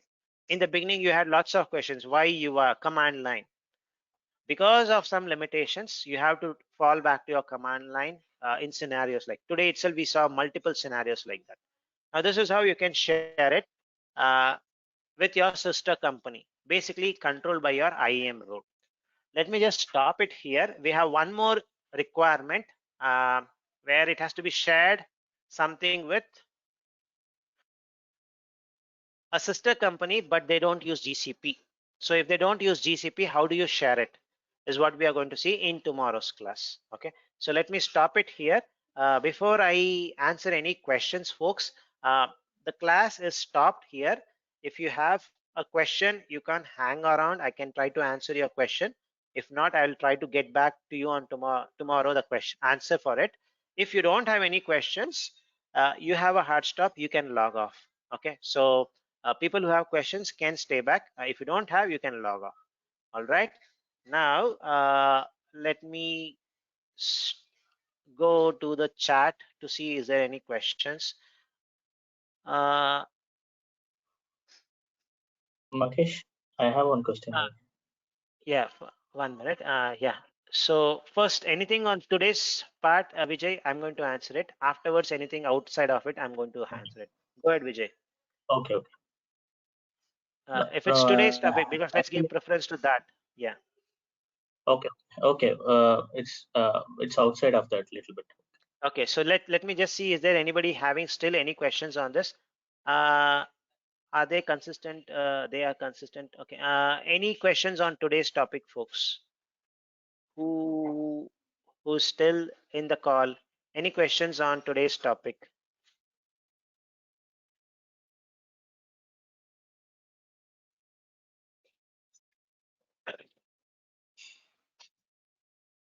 Okay, go ahead, Vijay. Nobody. Okay, nobody has a question on today's topic. Go ahead with your question. Mahesh, I have a Yeah, thank you. question. Sorry. Okay, go ahead. Go ahead. Sorry, go ahead. Yeah. So in the last use case which we did, so in the disk, in that part, the disk was created in the new project, or it was from the batch 6 project? New project. So if I just go here, right? So this is my new Learn GCP project, Mahesh project. If I go here, the disk could be created here with the name VM1. Nowhere you're going to have any cost incurred to your company from where the image is shared. They just shared it with you. That's it. You see the disk is Oh, here. okay, okay. The only cost which I feel is you are going to read it, right? There's going to be an egress cost. That's going to be the only cost that company is going to bear. Remaining everything is you are going to bear it when you are provisioning it. Okay, got it. Got it. Okay. Yeah. Thanks. Go ahead, Vijay. Yeah, Mahesh. Actually, I have received one requirement like, the customer have one virtual machine, which is having the web application and one database. Okay, so they want to, configure a DR with a cost efficient way, like, and very lesser in, RPO and RTO. And I was provided a solution like Cloud Endura, the third-party application, like I said, recovery. So they said it's additional cost, so they want a cost-efficient way. And if I compare with other clouds, right? So example, Azure, we have ARS is there, Azure Site Recovery, and if you compare with AWS, and I can use either EBS Snapshot. Volume with incremental snapshot is there, so it's keep updating. So here GCP, I don't know which one I can use. Example, if anything outage in one site, I want to as much as possible I bring online those virtual machine in from other sites.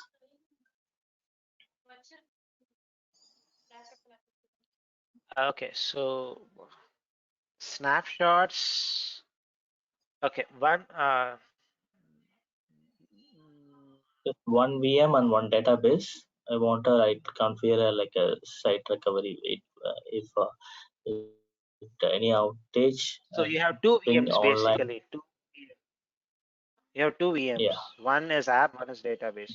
So Yes. You want to have a DR for this. So what you can have is this data. You take regular backups, snapshots, schedule it. So it's going to be incremental. So if something goes wrong with VM1, use a snapshot backup DR. So you use that and create your app there. Is it This is possible possible. any asynchronous copy with the storage, the the volume asynchronous copy from one region to another region, like a VM disk asynchronous copy, which means one way only copy. You change only? Normally in real time. No. Normally we do in a real time, right? So in on-premise also we can do the storage replication, like one-way copy, asynchronous copy. Mm-hmm. Like it will sync from one. It sync from one location to another location storage. Example, the VM have a two disk. The two disk will be synced to the another location. It's basically replication. You can have a. You can copy the disk. So if I just go.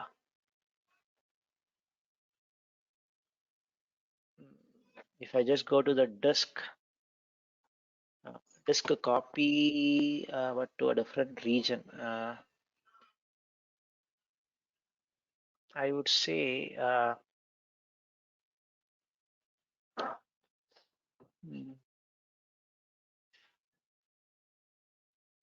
think about it, Vijay. So I'll think about it. So I'll think disk copy is not allowed. Yeah, it's not allowed.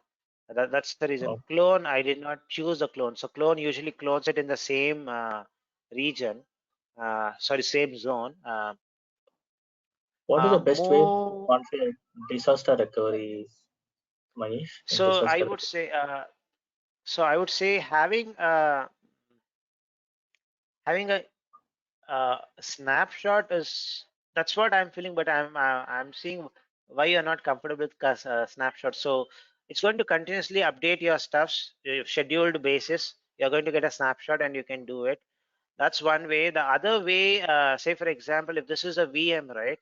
I have this option of creating something called as a new image, where this is like your AMI image, Amazon image, machine image.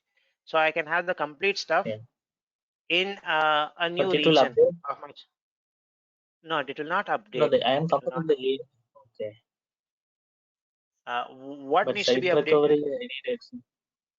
What No, update the you need? image keeps sync with. No, the AMI it keeps syncing incrementally with that source virtual machine. The source virtual machine is down, right? That's where you're saying it is down. No, That's why you have to keeps do it. no, not kind of Can I answer? down. It keeps syncing. I'm saying Mm. talking about DR. In case if down only, I can use that one. Otherwise, I don't want to use. But similar way, if I compare with Azure, if ARS is there, Azure Site Recovery, what it will do whenever that my source virtual machine down, immediately that similar replica it will create on that other sites. Whenever it Okay, is down I'll only, check it out. creating Can I whenever answer, down only, Mahesh? that time only build. Mahesh, can you Yes. hear me? Yeah, Deepa, go ahead. So he's talking about production being up in the other region, and if it fails, or even if it doesn't fail, the block level replication has to be replicated. I asked Google about it, and Google Professional Services told me an answer yesterday. They do it via Actifio, ACTIFIO. Actifio is a Google Marketplace product that does what I don't know gentleman name who's speaking, that does it. Yeah. Yeah, Yeah, you are right. Actually, I also already had a discussion. That is a very good tool. It's and yeah, also we can use for a backup also. yeah, Similar tool we have called in AWS also. But this is not the customer want a less cost. So that's the reason yeah. because You this have would to be buy very good. licenses, Yeah, for it is this. very So it is I very think easy. it is ACTIFIO, Actifio. Mm, Active. That is active. Yes, no. yeah, Mahesh, Sorry, ACTIFIO. type ACT. F. IO. So currently I got to take my 3 petabytes in US East and replicate it over to US Central. Uh-huh. Yeah. And I have about 3,000 virtual machines, and I need to have same 3,000 virtual machines over there. I cannot have Okay. live. So ActiveView will actually only spin up whenever you want to do a DR exercise. Exactly, yeah. So we Google all X, this one yeah, only we did yeah. So POC, I went through at least 30 YouTube videos yesterday, and Activio Go is there, and there is Activio Mobility Manager. You have to use that to do it. But still, I have a problem because the IP address will change. I want to No, keep that the we can use a DNS. No, that you can use a cloud DNS. In DNS, you can mention it will automatically it failure from DNS. You can use DNS. It No, will I work. don't I want to already fail. tested. That's the problem. I don't want to fail over. My production, my entry point into the company is going to be US East in Virginia, Mm-hmm. but I don't want to change my entry point in DR. My DR will be, I want to test my DR in US Central in Dallas.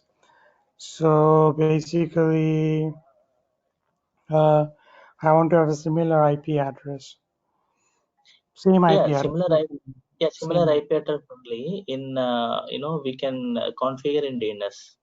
In the in AWS, the Route 53 is very easy for that. In I hope this also similar like that for a You cloud can, DNS. right? You have to change project. Yeah, when we say configure in DNS, I think Mm. DNS will, I think global. It is not specific to project, I believe. Right, Yeah, so It I don't is Mangesh? want to. actually the A record. A record you can change it in the cloud DNS. The A records you can change it. That is my burning question Yeah. for last 6 months now. My IP address keeps changing. I cannot do that.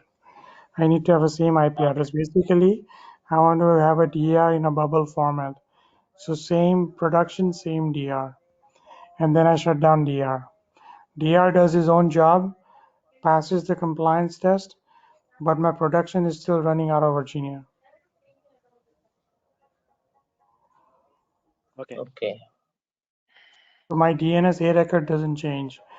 Whenever somebody enters through my global load balancer, global TCP load balancer, they enter US East Virginia. They don't enter US Central in Dallas. So I want to keep Okay. that traffic going for rest of the year, even when the DR is going on. But when a DR exercise No, is for going that the on, load balance. I'm sorry. No, the load balancer you need to configure route balance round robin in load balancer. There are various Round options you robin, need to configure it in will load it will balancer. send traffic to Virginia for the first pass. For the second traffic that comes in, it's going to send it to Dallas. It's not And also going we to. can for dedicate, yeah, and also dedicate also configure, and least load also we can able to configure in load balance. Also nearest location also we can able to configure, or you can use a CDN also in this case. No, CDN that will will be a not best work. option. I can argue against every single point in detail. Why CDN will not work? Why the load balancer round robin will not work? And even Mahesh can see the same thing. And even we looked at traffic director from Google. So Google Professional Services came back with we provided the requirement. It came back with ActiveView. That's the only Yeah. way you can do it with ActiveView. Yes, and each cloud provider also same similar like their own Mm, product. They AWS cannot also they are do, promoting Cloud but Endura. still, even in ActiveView, my IP address changed. So we are giving Google network engineers told them that we need a bubble DR where my IP address does not change.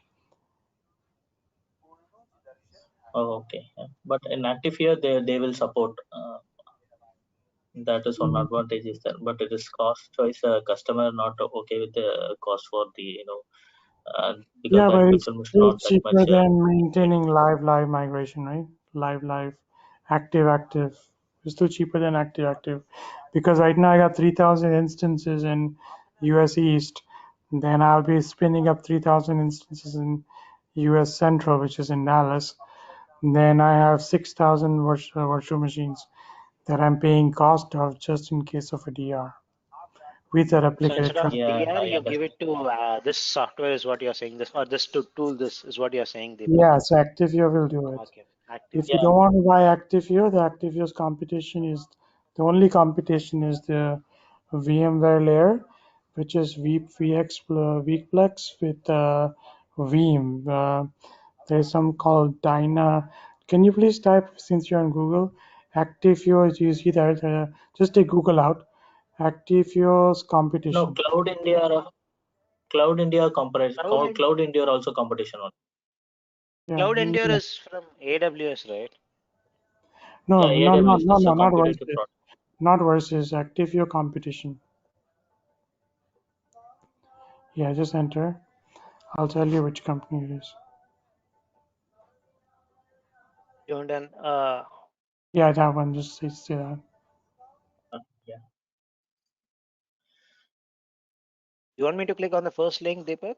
Yeah. Sorry.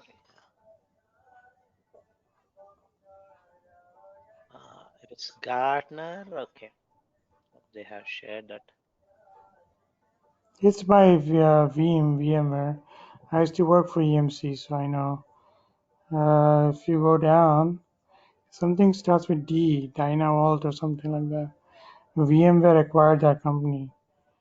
Veeam acquired that company, not Zerto, not Micro Focus. Sorry, I visited this website last night only. Not Carbonite, not Cohesity, not IBM, not Rubrik. Veeam, see, Veeam is 38%. Can you go back or click on Veeam? These are all the enterprise solutions, yeah. Veeam, click on link, Veeam, yeah. You're talking about Denodo? Yeah, Denado.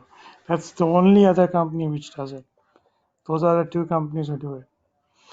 And that's why Google acquired Activio and VMware acquired this Dynado. Okay. But still, there's a lot of manual steps you got to do. I want to do it via Terraform in minutes because I have a 2-hour RTO and 4-hour RPO, and it's coming up in August. So more I talk about it with Google, it looks like it's going to be August 2022. I don't have a solution. But you are using Terraform for what? This application or Right data now, Terraform for building the production in US East. building production? Oh, okay, got it. And I want to use the same Terraform in there. But we how are about not. the data? I want the Okay, whole how traffic to about that? continue to come to US East. I don't want to disrupt my US East traffic, even in DR. Okay, maybe that Even could be in a DR, good I mean in solution. DR exercise. If there is obviously a US Virginia where to go down because of earthquake or flooding or blackout, then yeah, it makes sense. Then obviously it's a different story. I'm talking about a simulated disaster where I don't know if you're used to storage replication or not, where you can actually suspend the link To stop. on recover point appliances and then bring up your DR. Yeah, But your production is still going. yeah. That I understand that. Yeah. Definitely So we can do that. basically, But the I'm only worried about. one line question is, we do not want to do. Again, we told Google the same thing. We do not want Yeah, to do failover and fail back, which storage replication products can do. We want to do split traffic. That's what we want to do. Split, which is a recover point feature where you say suspend the link. In old days with okay. SRDF, you can do SIM RDF left split and you're done. Yeah, Yeah. yeah. That's what similar kind of I want to compare. Yeah. Because SRDF I was using in VMware site recovery manager. We configure that SRDF. Yeah. Yeah. So But basically, you similar know what I'm of talking I'm about. thinking here. I want my R2s to be read write. That's exactly what I want to do. But at the same time, my R1s is still collecting the write pending tracks. So basically, all the traffic is coming to R1 only, but it's not replicating for the day, for the week of the disaster exercise, DR exercise. You know what I mean? So when I do SIM RDS Yeah, I got split, it. the traffic is not flowing to the Dallas from Virginia. It's Virginia is still production, but I never promote Dallas to production. Folks, Okay. I have to stop it because Oh, I'm I sorry. have I'm a sorry. hard Yeah, yeah. stop. Sorry. Yeah, I'm So sorry. we'll stop. That's Interesting why. discussion. I Just tell really me use to shut scale. up whenever you want me to Yeah. shut up. Yeah. Nothing Sorry. nice. All Thank you. right, folks. It was a good discussion, actually. Totally a real Yeah. implementation, real problem. So Yeah. thanks, Deepak, and thanks, Vijay, for sharing Yeah, let your me know if useful things. anybody Yeah. wants to talk about this. I will put my Sure. We number can. in. Yeah, Yeah. definitely. Sure. Just call All me right, or folks. We'll Yeah. start. mostly text me. I don't pick up my phone. Okay. Yeah. Can you share your number, Deepak? I'll text. I did. Yeah. All right. Thank you guys. Bye. Have a nice weekend. Thank you, Thank you, folks. Manish. See you Thank you. tomorrow. Yeah. Thank you. Thank you. Bye. Thank you. Bye.